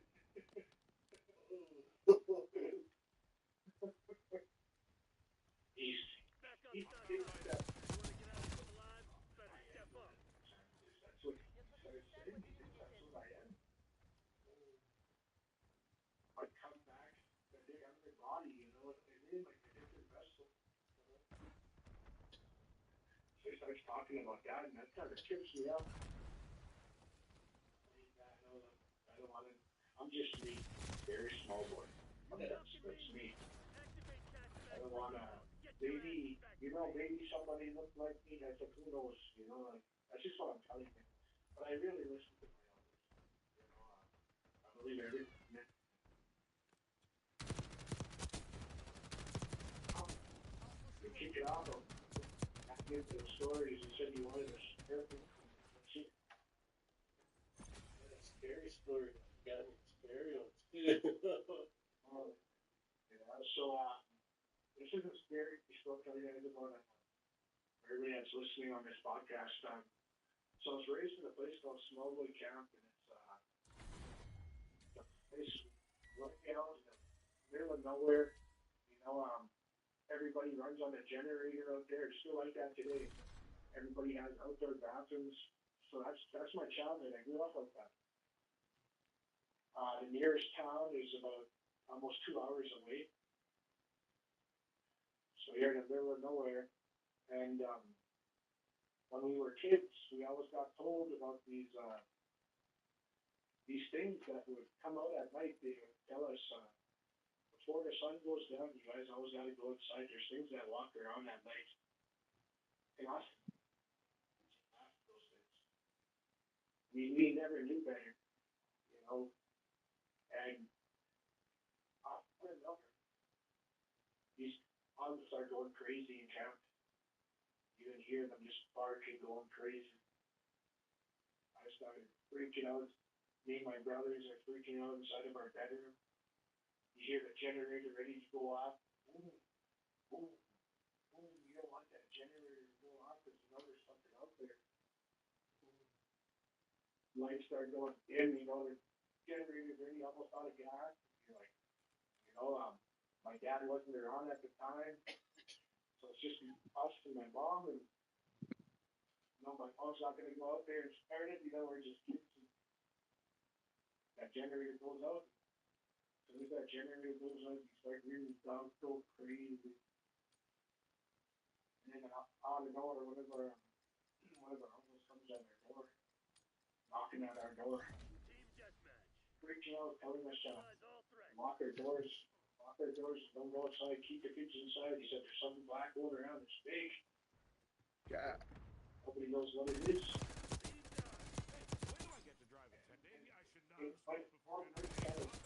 Something black and big is going around outside. Hey. Yeah. So the sun comes up. Remember early that morning, the sun came up, and I was pretty much up all night. Too scared to go to bed, you know. And he said that thing, you know, it's down by the talking about my grandpa's old pasture. They said that thing's down there. It's down at the pasture. It's got one of the mules. Something's over it. It's hunched over it. It's got a long neck. They were saying. And I just remembered my thing. For everybody going over there and they start putting these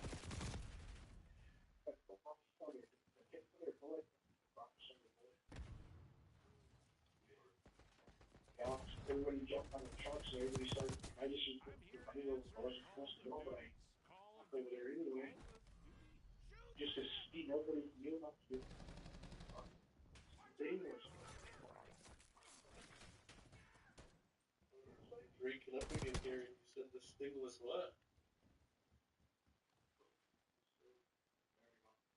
but you know what a reaper looks like? Oh, yeah. Yeah, it's like a reaper. But this thing's hunched over. It's over this what did I say it was this wheel.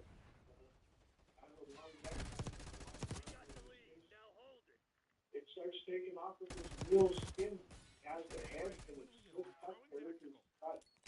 And this thing, they start shooting at it. It starts floating away. And this thing goes around, kind of floating away with that bird. High.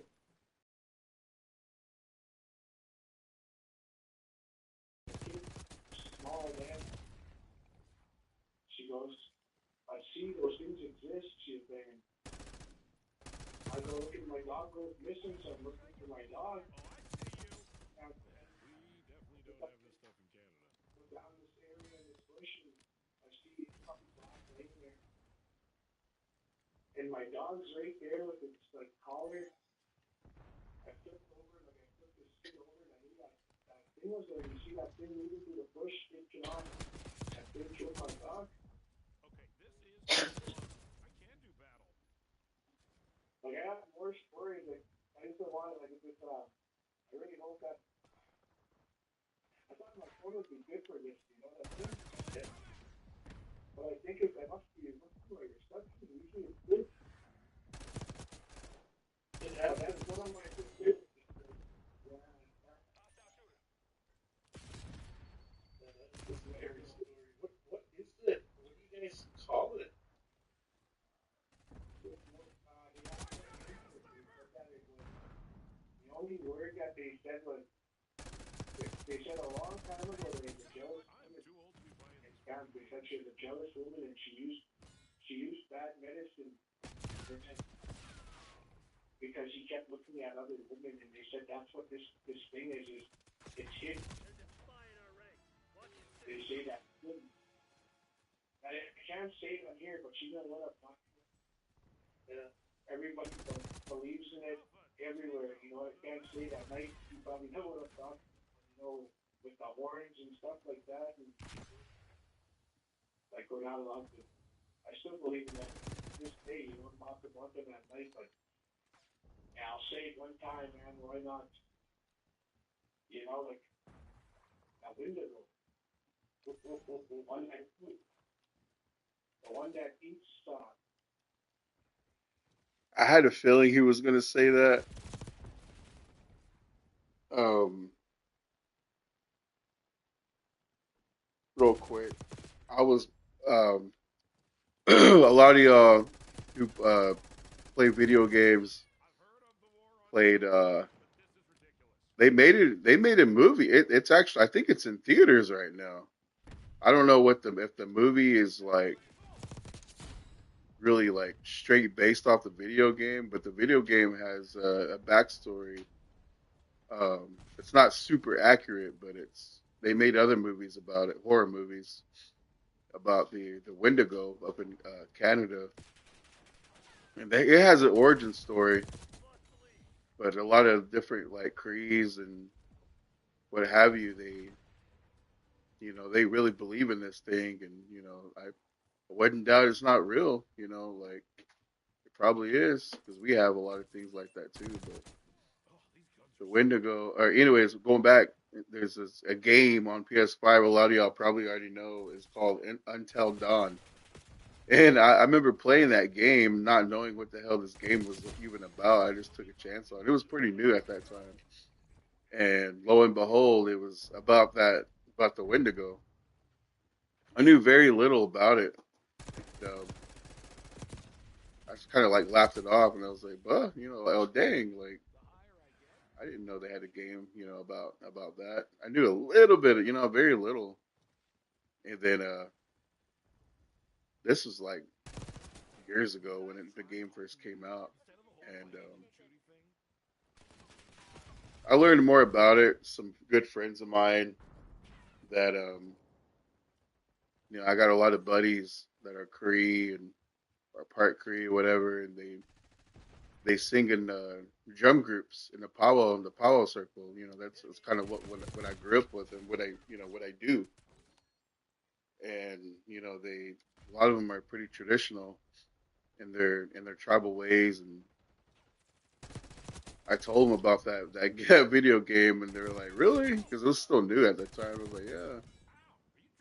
I highly, I mean, I told them like, I highly doubt, like it's accurate or anything. It's just a video game.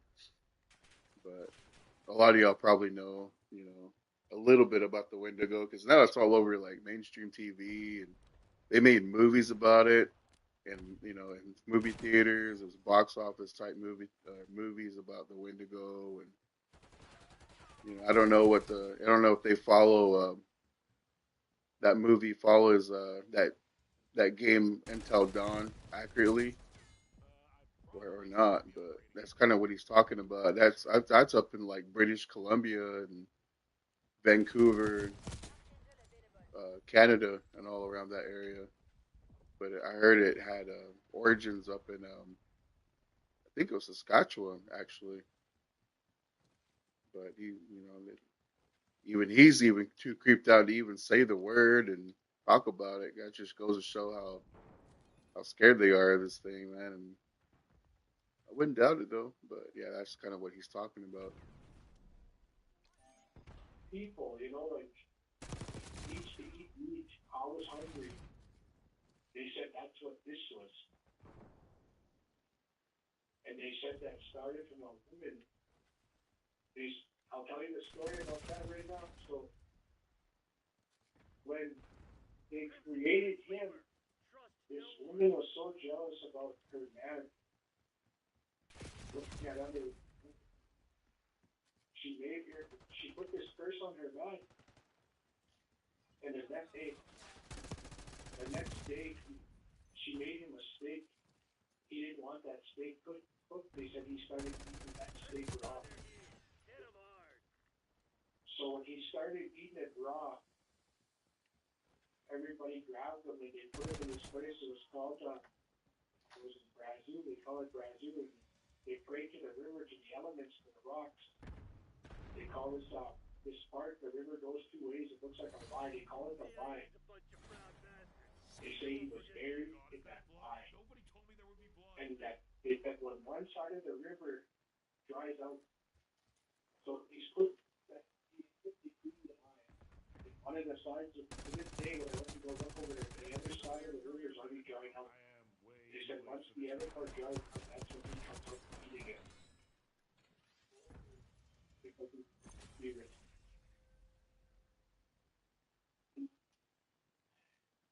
Isn't that we're out there? That's what it looked like.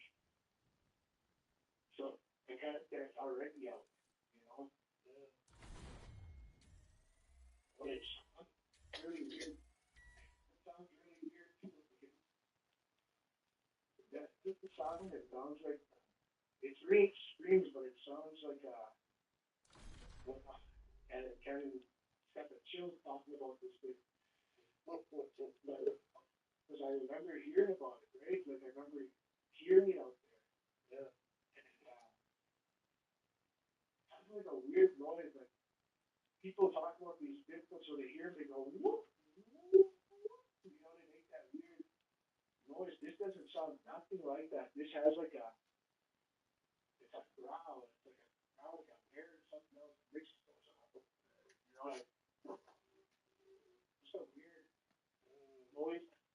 It grunts. Because that's how this thing sounded. Like it was grunting when it was carrying that stuff away. That when it was carrying that hideaway. And then my grandfathers are gone now. They're gone now. They passed away, but they send these they pray to the little people. They go and fight this thing. And that morning, early that morning, there was all these sparks.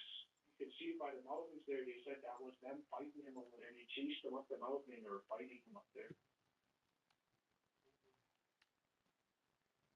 And it's been a long time. Like I think it's been a couple years since I went to camp. You know, like since I've lived there. But when I went back for a visit, that's the first thing. That's the first feeling I got was that remembering my childhood, what I seen out there, what I heard out there. Face-off dominated. By my wife that Secure the I grew up here, you know, and she was full. It's like in the middle of nowhere. People. Securing zone A. There was not just everybody said it's a good shelter. You got used to hearing these things. How far was it from the nearest town or settlement? They're taking C. Hour and a half away. Oh, that is way out. Yeah. That's all gravel road. Yeah. Locking So down It looks like out there. Is it kind of in the mountainous area? Is it great? Like out there? mountains, it's right in the mountain area. And, yeah, it's right in the mountain area and the lake. Locking down Charlie. How can I describe it to you? What movie can I? I'll bring up a movie. All objectives locked down. You've seen that movie though, right? Remember Losing ever watching Edge Yeah. with that bear? Yeah. You remember when they're by that lake? I'll have to go back and look. Bravo locked. You remember how it's just all in the mountains? Oh, wait, yeah. Yeah. Uh-huh. Yeah. That's how it's. No. We're losing Charlie. So you're in the middle of nowhere. Yeah, you're in the middle of nowhere. Maybe I'll make a TikTok video and share some videos of camp so you can see what it looks like. Losing Yeah, A. you should. Yeah, so I can do those. Taking Bravo underway. Really old place. This way that camp was built. I'll try to see if they. Then I'll. Yeah. Yeah, they seems like nothing but mountains, a couple lakes, creeks. So if you're out there, you'd be able to Losing Alpha. if you yell, Locking down Yeah. if Charlie. you yell,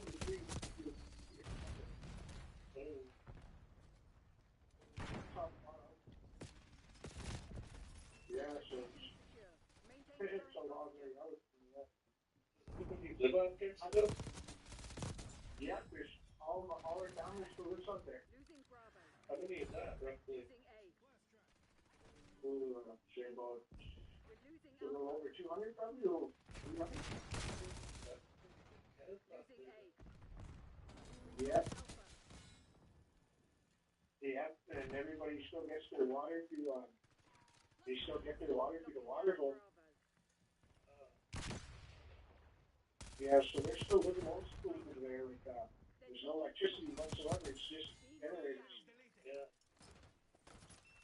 So you gotta everybody comes out and they stock up on their gas, so everybody goes an hour and a half away and lift up these jerry cans, come back, like 10 jerry cans, come back. It's your water, get the groceries. Taking B. So in that part, do they still, your family still have a ceremonies and things? Like, are they still, Yeah, they still hold those ceremonies and everything like that? Secured. yeah, still traditional. Yeah, everybody still does Position. sweat lodges, sun dances. Yeah. Yeah, yeah. It's camp is a place. My great grandfather built camp. He took people away from Obima, and he had this vision that he was going to take people away from Obima because he seen something coming. But he seen a white man going to bring this alcohol to Obima, and it was supposed to ruin the people. So he took a handful of people and created camp, and they followed it. So when you go to camp, they don't drink there, you're not allowed alcohol there, you can't smoke, it's sacred homeland. So a lot of people go there when they want to escape the real world, you know, like with alcohol and all that, they go to camp to heal.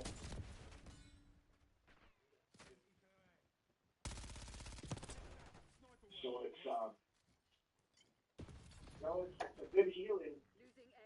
but you gotta be really open-minded to what you're gonna hear, right? You're gonna hear a bunch of things out there.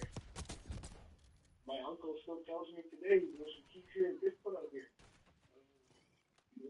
They're getting closer now." He goes, they growl up the horses, but you hear them, you hear banging against the trees. And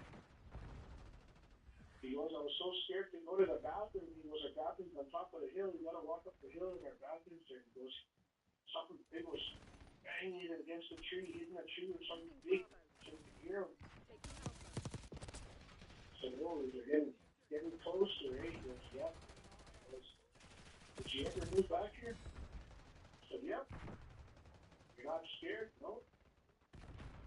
I grew up there. Why do I have a reason to be scared there?" When you go up there, you don't forget. So, me living out here now, up in BC and British Columbia, on Vancouver Island, you know, it's different for me, but when I see how people live over here, live today with electricity, food, everything, like just different things, you know what I mean? Like, I'm not used to the life, but I always say when those tough times come, you know, I'm gonna know how to survive it. Because I grew up with just a generator, and, you know, getting my own water, like for my mom. Losing A. So I already know how to do that stuff. And one of the things we are always told, no matter where you move, make sure you know how to build a log cabin. Because you're gonna need it.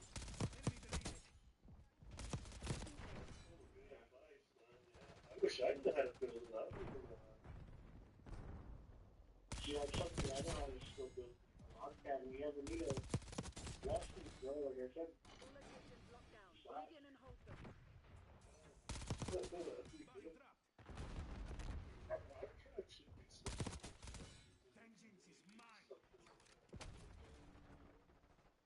yeah, that's what it is. It's when we have placement systems, I think nobody understands. The systems our elders always try to tell us. Don't always depend on the white man to build your homes. We know how to do our own things because everything is already provided to us. Our land is provided to us. You know, all the resources to build our own things. A lot of us are just forgetting it. My father-in-law always talked about we're allowed a certain amount of logs per person in our tribe that we can go harvest. He was always talking about building a log cabin.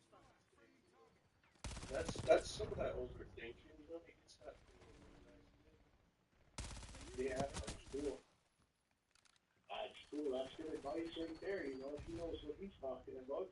You know, and that's at least he told you that, but that's advice right there itself. You know,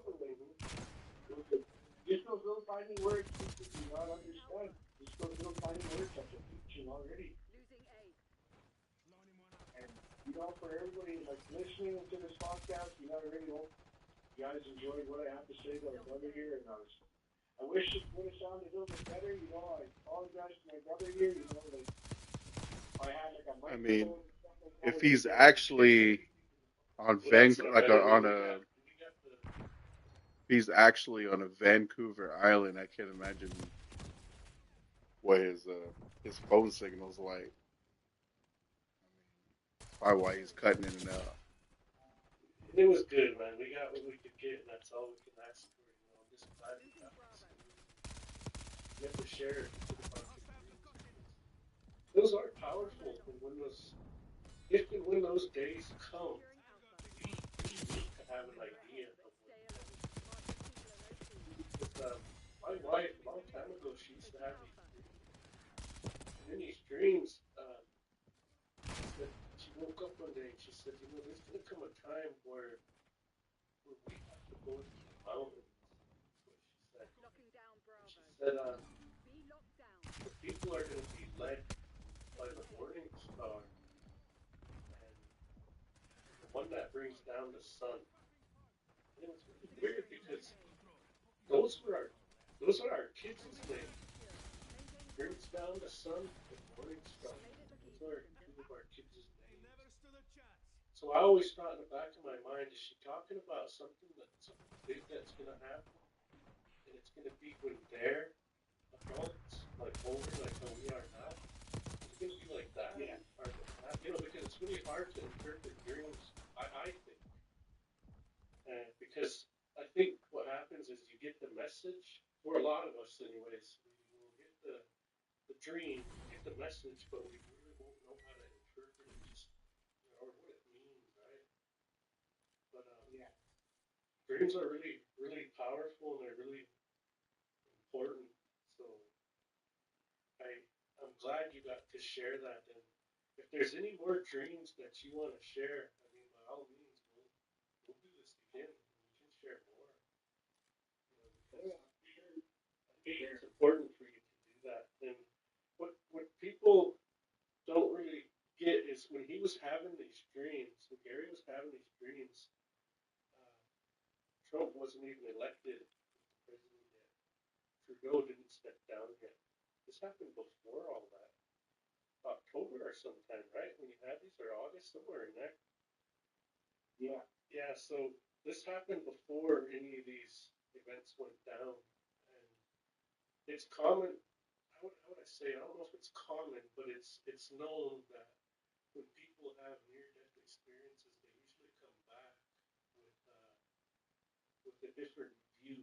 It's almost like they can see the spirit world, or they're more connected to it when they come back. And a lot of people talk about that. Different races, different nationalities, different colors of creed, they all talk about that. Being able to be, I guess, more sensitive to that side. And it's actually more common than we think, because there are a ton of stories out there from all different kinds of people. But with your dreams, I think they're an important reminder to all of us that, we still will prevail. And I wish you shared that dream about the darkness, 3 days of darkness. That one right there, yeah, it's scary and everything, but I talked to my wife about that. And I said, well, when that time comes, we'll know what to do.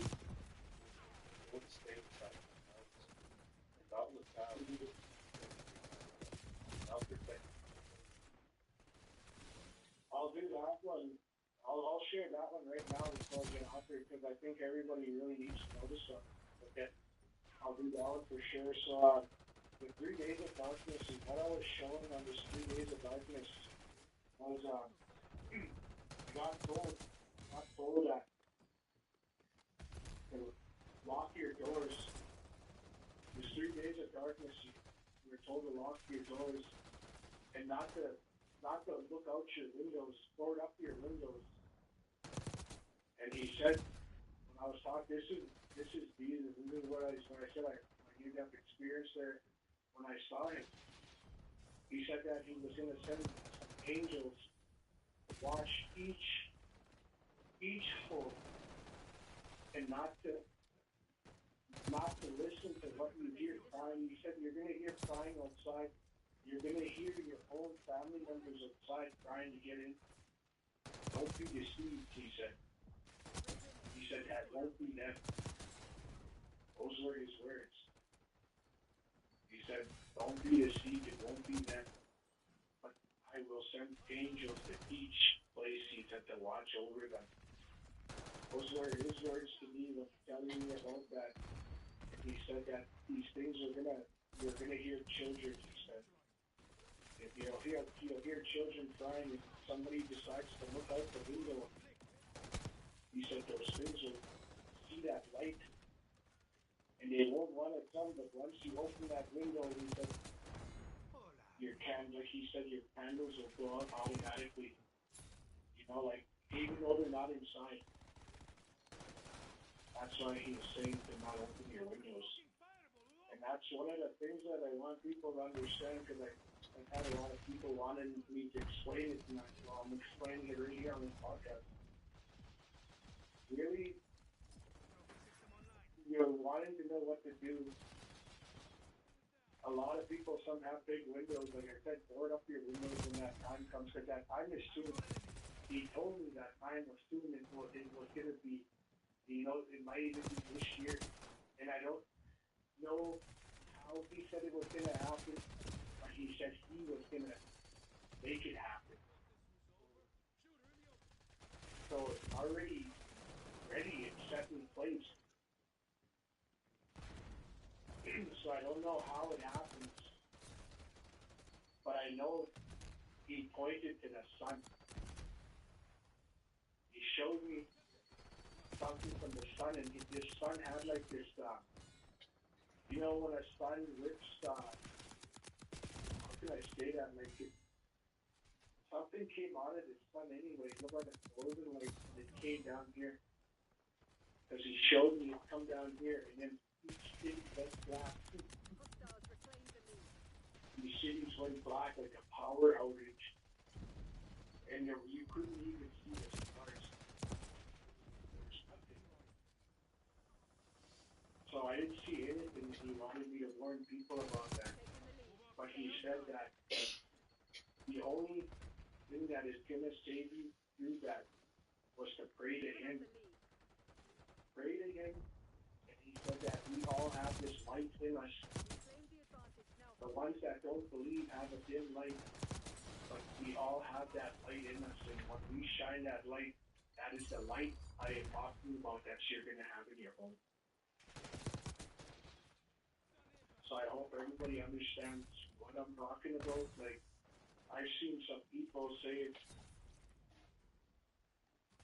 talking about candles. What candles do I have to get? What color do they have to be? It doesn't matter what candle you have or what color they are. A candle's a candle. But the real light is within you. That light is each and every one of us. It's our soul. That's what these things are going to come out. These things want that. That's what they're going to come for. That's why you're going to hear people crying. That's what they want. And that scared me. That shook me up. It made me think, like, so if a wolf wanted to come get me with a pack, that's the feeling I got. It was like, it would be something like that. Is that the fear you're going to have? That's what I remember talking to him, asking him, is that the fear I was going to say? He said it was going to be a worse fear than that. But he said that not to be scared of it, because it's going to be by his doing that these things they go by. I just wanted to share that out there, you know, like, how was that dream? You know, how was that dream that when I told people about it, like, and people want me to, like, tell more about it, you know, like, I only remember when I remember. but does a day go by and I don't want to finish it? You know, of course I want to finish that game. I want to, you know, I pray, like, hey, maybe somebody has that missing piece to that puzzle. Maybe it's somebody else that comes to me and says, this is what happened in mine, and I'm like, that's what it was. That's it right there. You're that missing piece, you know, that's what he said, you know. But his words are to pretty much everybody that is down those dreams. And the thing that people need to understand is like what our brother was talking about on here for the host. He told you guys that I had a near-death experience. I never ever had dreams like this or was able to hear things and tell.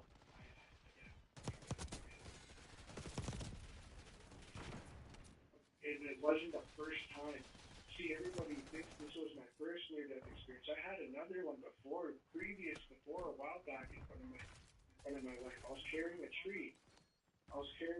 My dad cut a 6-blocker, and I was carrying that on my shoulder, and I collapsed like that in front of my wife again. But this one was before this happened here. And I saw her. Me and my wife lost a child, a miscarriage. And I saw her.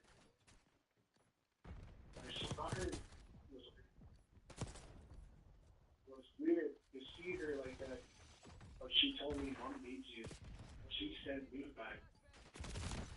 But I know who she was standing by. She was safe. Not a day goes by, I don't think of her. But that's the second time. You know, the second time, like I said, was the one I told you guys previous. But the first time was when I saw my daughter. That was the first time I collapsed. My first near-death experience. I remember hovering over my body and looking at my body. It looked like I was sleeping and I was going up. And I said, when you go into, I don't know if it's heaven. I said, this place I went to, you know what, like a little tiny portal looks like? It looks like a portal when you travel through it. That's what it feels like. You get like, you know, if you went through something, you get that motion sickness. As you're going so fast. Yeah. First, I was going up slow, and then out of nowhere was like something that fucked me up, like, and you start shooting.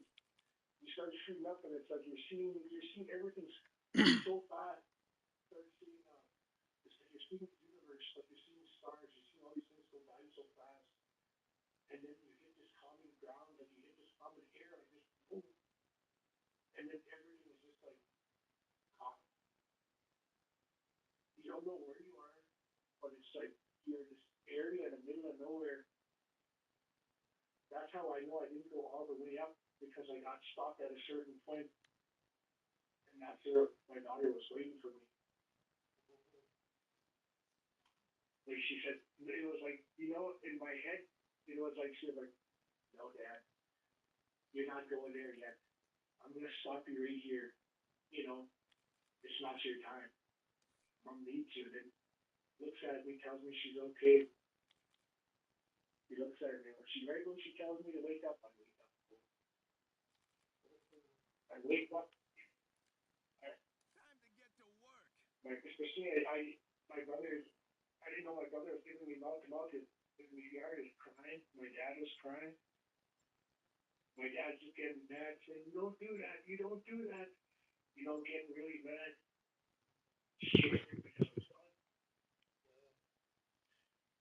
But what scared him the most was I came back happy. I came back happy. Because if anybody that would come back, you know, like, would be like, what? You know, freaking out, great. Nobody would come back happy. Because nobody wants to die. But I came back smiling and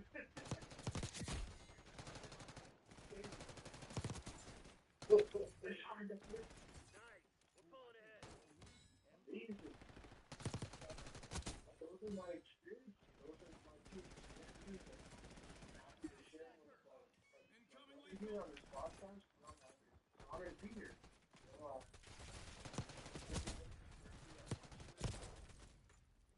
I want you guys to know that the other side is real. There is a heaven, and it is what you make it.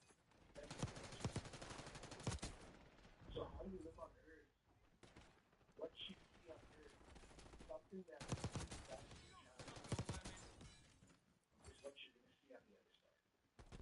And it is it's beautiful, you know. It's life changing. It makes you want to see it. And I'm not saying I don't want to see people try to do something stupid to try to what it is, because it doesn't work like that. It doesn't work like that. You know, it's not a job. But enjoy your guys' lives. Love your life, cherish your guys' life. There's a lot more meaning to your life.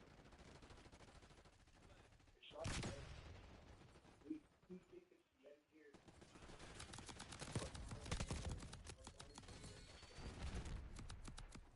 Because we don't look like that.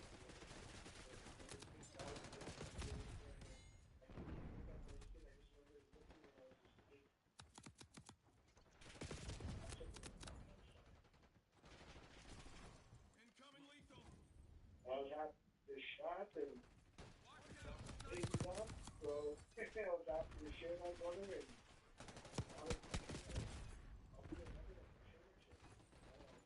Maybe I learned something together for yourself if you want to hear more. Yeah, my God.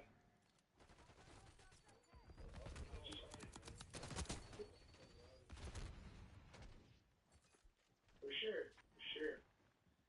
And you know, one of the things I'll tell you, like, cherish your life. You know, cherish your life, and know there is another side, and know there is hope. There is hope for everything, and there is warnings.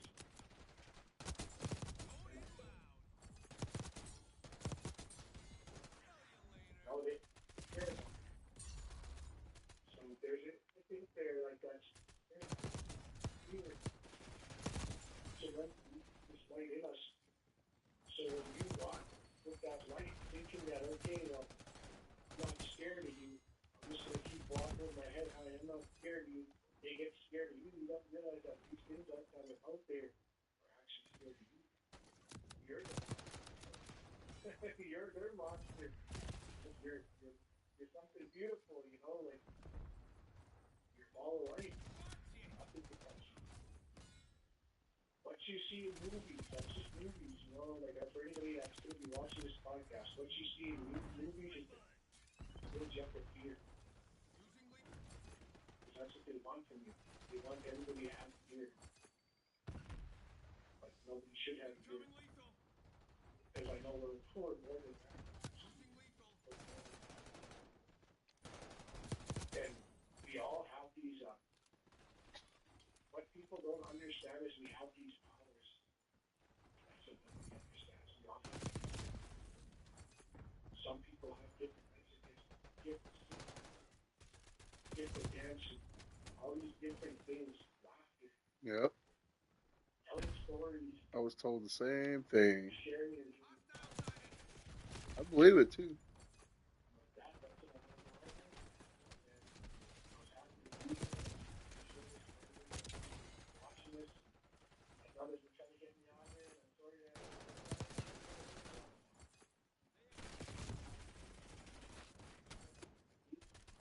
this was awesome. Sometimes we'll do something on YouTube, you know, and we'll do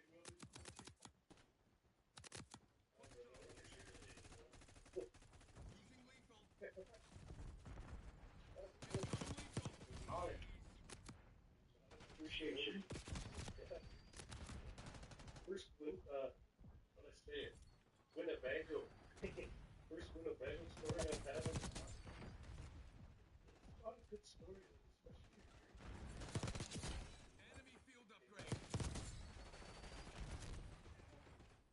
that was good. That's what good. Everybody always tells me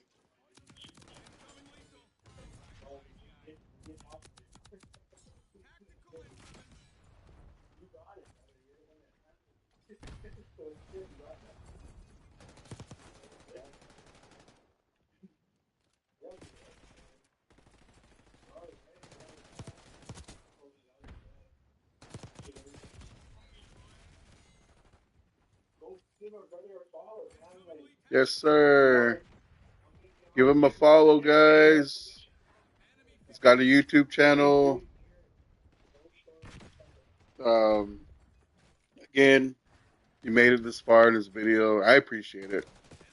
I haven't posted YouTube in forever. I got to get it going pretty soon because we're gonna be me and my son. We got some things planned up cooking this summer. We tried to do it last year, but things didn't pan out. And, we're getting a lot of encouragement on what we want to do. I'll probably make a video on that a little, sometime later. Not too far, maybe tomorrow. We'll see. But yeah, give this guy, man, give him a follow. Listen to his stuff. It's pretty interesting. You know, gotta keep an open mind. And it's just fun to listen to. Whether you believe it or not. Especially all the natives. But all you non-natives, probably who are into this type of stuff. It's probably y'all enjoy it. But it's Lodge Tales podcast. I think it's just Lodge Tales on YouTube. He's on Facebook. I'm pretty sure he's on the socials, Instagram, whatever. But I know for sure he's on here on YouTube. I found him through Spotify. That's what we're listening to right now. But I reached out to him. His name is Rodney Williamson. Blackfeet tribe of Confederate tribe of Montana, and he's from Browning. Yeah, he's from Browning, Montana, and I reached out and I got his permission to use his podcast and on here while I play my video games, and maybe he'll find a wider audience. You never know, but yeah, go give him a follow, man. I encourage it. You could, we'll probably listen to more podcasts throughout the weekend here, but for sure, go follow him, subscribe, do what you got to do, like. this is what the community doing. Getting people's stories out there. For a lot of people that need to be heard. There's anybody who could be watching this. There's anybody out there that's having dreams and visions and whatnot. And you want to get your story out there. Come to our brother here. Launch Tales Podcast. Come check it out. This is my first time coming on here and enjoyed it. And first time I actually felt like I had to speak, without being interrupted or anything. This is amazing. This is an honor. There you have it, man. Just tell them where they can find you real quick, and we'll end it there. Yeah, you guys can find me on TikTok with my same name, Gary Smallboy TikTok. I have two accounts. The other one says TikTok 2, and the other one has my backup, but my original account is just Gary Smallboy TikTok, and I have all of my stuff on there, dreams, videos, but you can find me on TikTok. You can find me on YouTube as well. I have my stuff on YouTube too, and that's same thing, Gary Smallboy TikTok on YouTube. And other platforms like Facebook and stuff, but I'm not really on them because I thought TikTok was shutting down. So, but it didn't. You didn't hear it. Do the thing. Gary Smallboy, Facebook. He's got a YouTube channel. He's got, probably countless other stories or what have you. But if you like what you heard or you're into that type of stuff, go give him a follow. Go subscribe. Go like his stuff. Especially all you native viewers, man. I understand. I'm not doing this stuff for likes or, it's cool to get it. People who watch, it's more of a hobby for me. But I'm pretty sure the people who do this full time, man, it's not easy. And all you're trying to do for this instance is kind of support each other and get those stories out. A lot of these stories they're not told to the public too much. now that they're doing it, it's kind of a privilege, you know. And I know a lot of stories that are tribal wise, different tribes in the United States and Canada, they're real, you know, possessive over this type of stuff. They don't really like to tell them, but now that they are, and who the ones that who do it, you know, it's pretty interesting. Everybody's gonna take it, you know, different ways. Oh, this is BS. I don't believe it. Or it's fun to listen to, man. It's you know, it's. I mean, you guys watch television all the time, and I'm pretty sure y'all watch some craziest stuff. And you know, a lot of this stuff is just if it's you know stories like this guy Gary Smallboy. If it's not that, it's something handed down or personal experiences. But yeah, I'll go support the guy. I'll probably hop on here in a second after this, give him a follow, subscribe. Gary Smallboy, YouTube, Facebook. I think he said he's on his main content's on TikTok. Yeah, so give him a follow. I got those two apps. Yeah, you come up with another app, I'll definitely keep everybody informed. I haven't followed him there. TikTok and YouTube. I'll be following you too on YouTube. I didn't join it. Subscribe yet, but I'll do it. Yes, sir. Thanks, son. Have a good night. Appreciate it. Yeah, for sure, brother. For sure. Awesome. I hope you have a Hostile great UAV evening. established overhead. All right, thanks, man. We'll see you later. Ahoo. Yeah, I'm gonna end the stream right here, man. And it's pretty late. It's 2 o'clock in the morning here, Phoenix, Arizona. But that was pretty cool. You know, it had my own thoughts about it. You know, having a open mind about it. Like I said, there's even if you don't believe in this stuff, or it sounds interesting. You know, it's just it's, you know it's just kind of your own opinion about it, really. You know, and the guy is he's not trying to make you believe what he's saying. He's just telling a story, and it sounds like he's passionate and he believes what the hell he thinks he's he's thinking. You know, he has. I mean, he's not wrong. You know, he does have a purpose. I believe that, but that's just, in my opinion, everybody's got a purpose in this world. And you never know; it could be a beautiful thing too to all you religious guys out there. You know, you know, I won't go too far, but you know, I think it's kind of cool too. And when I've heard him say that, like that's something else. You know, God will the creator or however you want to label him, he'll find you in different ways. You know, he will, and whether it be through dreams or stuff like that. You know, what he was saying is he wasn't a believer at all, and I can I don't want to say I can relate, but I understand what he's talking about because I know a lot of natives like that, traditional people. They don't believe in that, and I get why. Like I was telling you earlier, religion was not good to our Indian people a long time ago. You know, even still to today, you know, a lot of things are still happening. But times have changed, and you know, he like I said, it's totally up to you. If you want to believe in it, whatever. You know, for me, I like having an open mind, and it's just cool to listen to in general. You know, it's cool to hear. It's crazy. Some of it's creepy, and some of it's like, dang. So yeah, we're gonna leave it there. Get some shut eye. Thanks for watching. Probably post another one tomorrow evening, tomorrow night. We'll go from there. Ahoo.